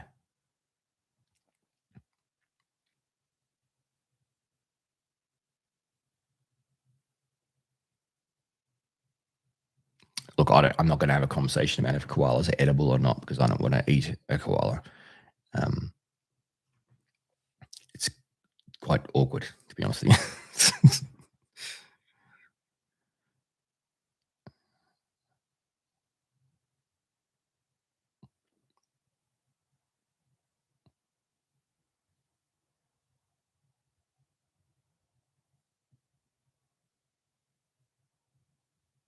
I mean, it's true.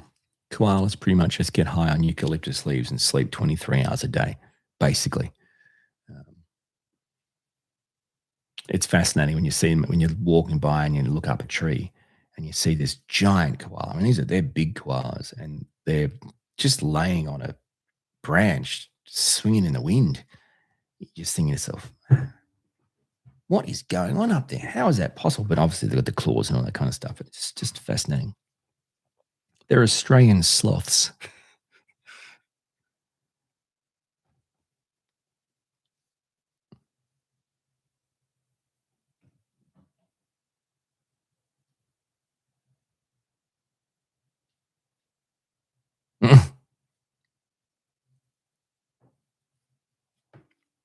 That's funny. Yeah, it is. It is interesting. Random person. I agree that I can just casually go for a walk in my street or my neighborhood and see a koala. That's cool. I mean, it is. You know what? It is, and that's the cool thing about where we live.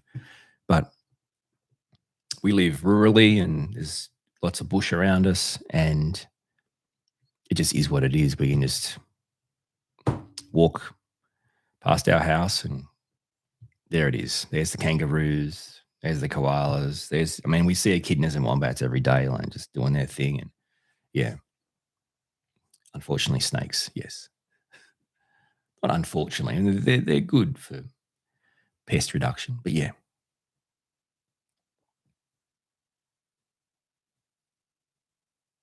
yeah. The worst part is the drop bears. Got to watch out for them.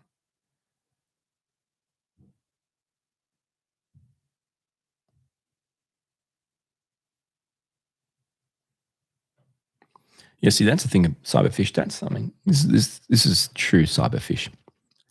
People always talk about Australia, how they're scared of Australia. Everything kills you. I would take Australia every day of the week over a country where you can have mountain lions and bears. Can I just say, we've got it all. Spiders will kill you, snakes will kill you, birds will kill you. I mean, everything will kill you here, right? But it doesn't. It just bloody doesn't, mate. It just bloody doesn't, right? The chances of me living around bears or mountain lions are astronomical. They are going to kill you. I don't want to be a part of that. I don't want to be part of that. Like, seriously, if I'm going to die from an animal and a spider or a snake bites me, that's awesome.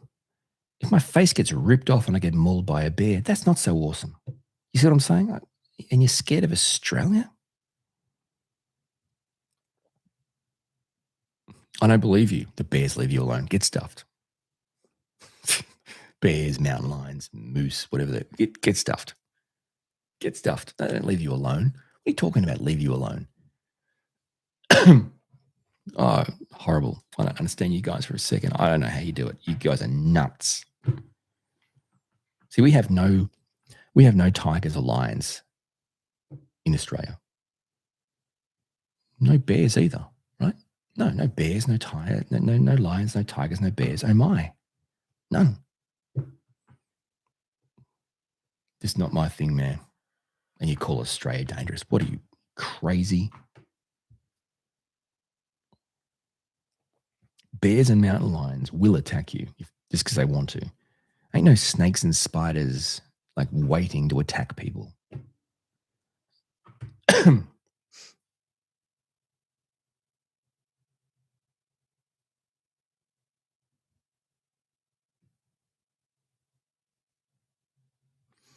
Camels in Australia, definitely. Certainly no zebras, apart from the zoo. But yeah.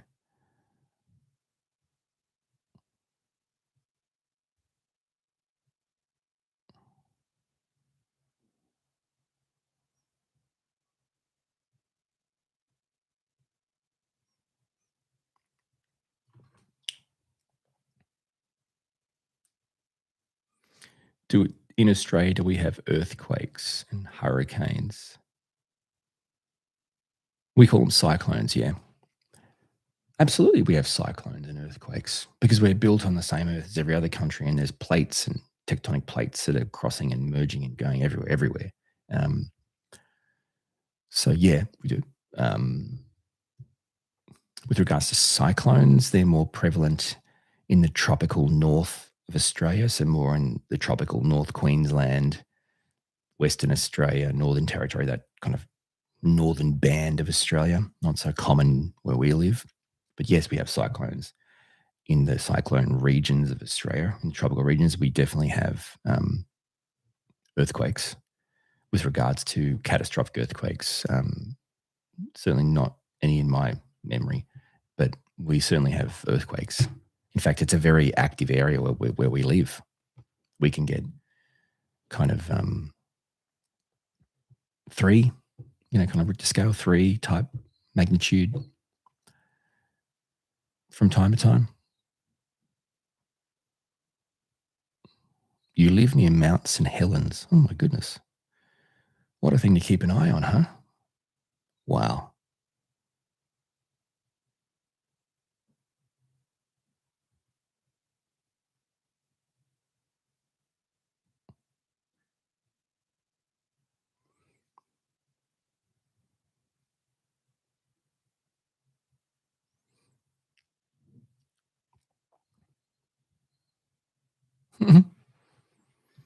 Dutch wildlife is quite pathetic. We go mental if a wolf is spotted. Well, it depends what kind of wolf it is, I guess.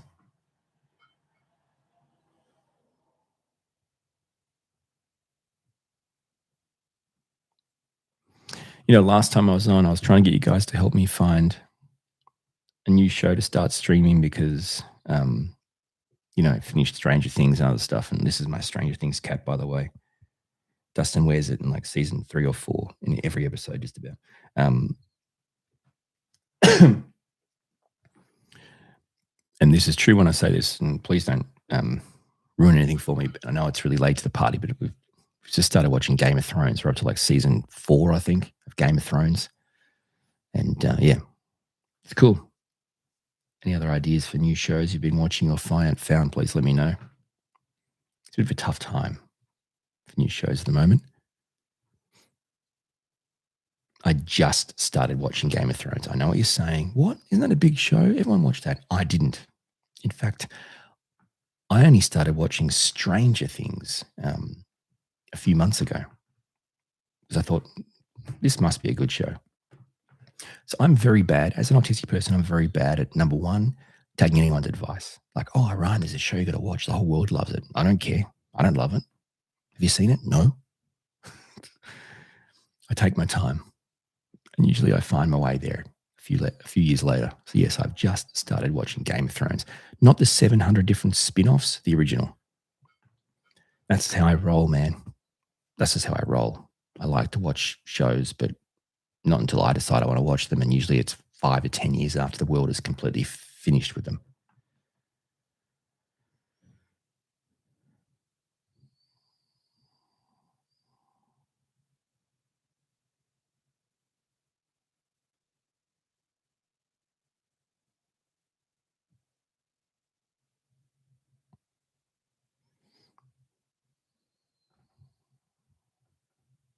Yes, we've got House of the Dragon and the Night of the Seven Kingdoms to watch once we finish Game of Thrones. So that'll be interesting. Something to look forward to. Have I seen a movie called Tina? I don't think so. What's it about?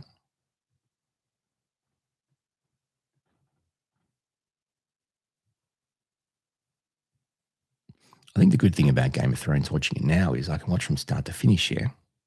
No delay.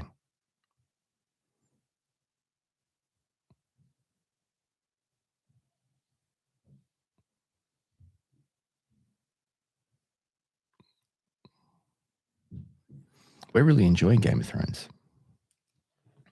We're really enjoying it so far. Like it's full on. It's full on. And it's hard to keep up with all the plots, but it's really cool.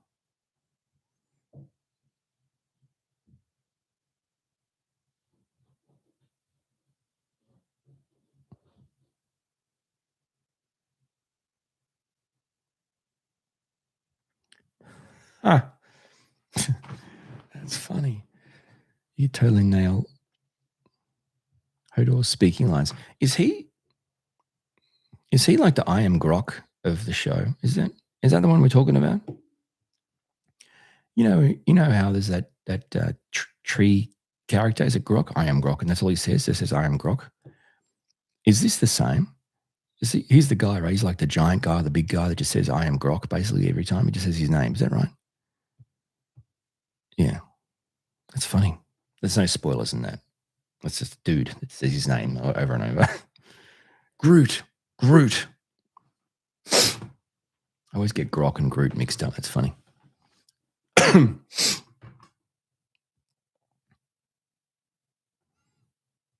Now everyone's telling me. Must be a big delay in this telecast. 7 hours later, you're telling me.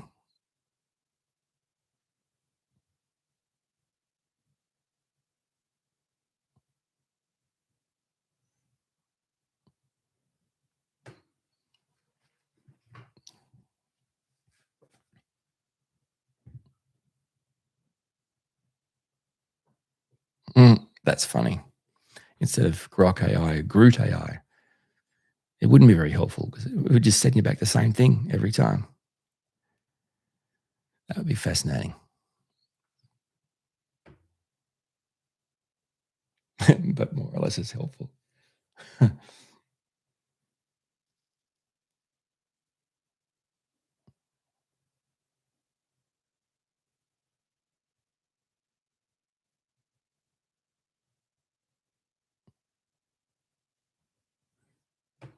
EM Maxed, thank you for your comment. I appreciate it.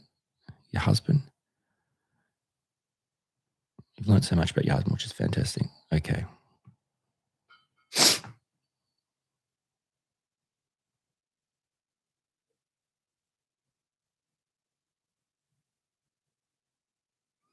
Well, I know that can't be true, but I'm stoked to have played a small part in anything we can do to help the relationship there. Thank you.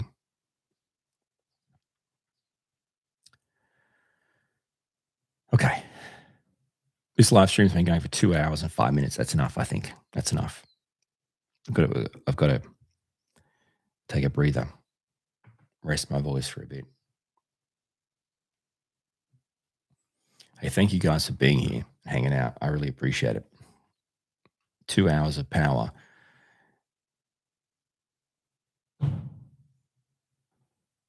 It means a lot for everyone coming here and saying, hey, so thank you guys. I really do appreciate it. I really appreciate it. Well, thank you for hanging out with me. Thank you guys. It's been awesome.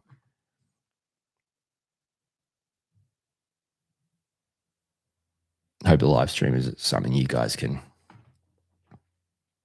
use to connect and hang out and tide you over until I can get my body in the right shape to work properly again. I'm really sorry. I'm doing my best, but it's not very good. Anyway.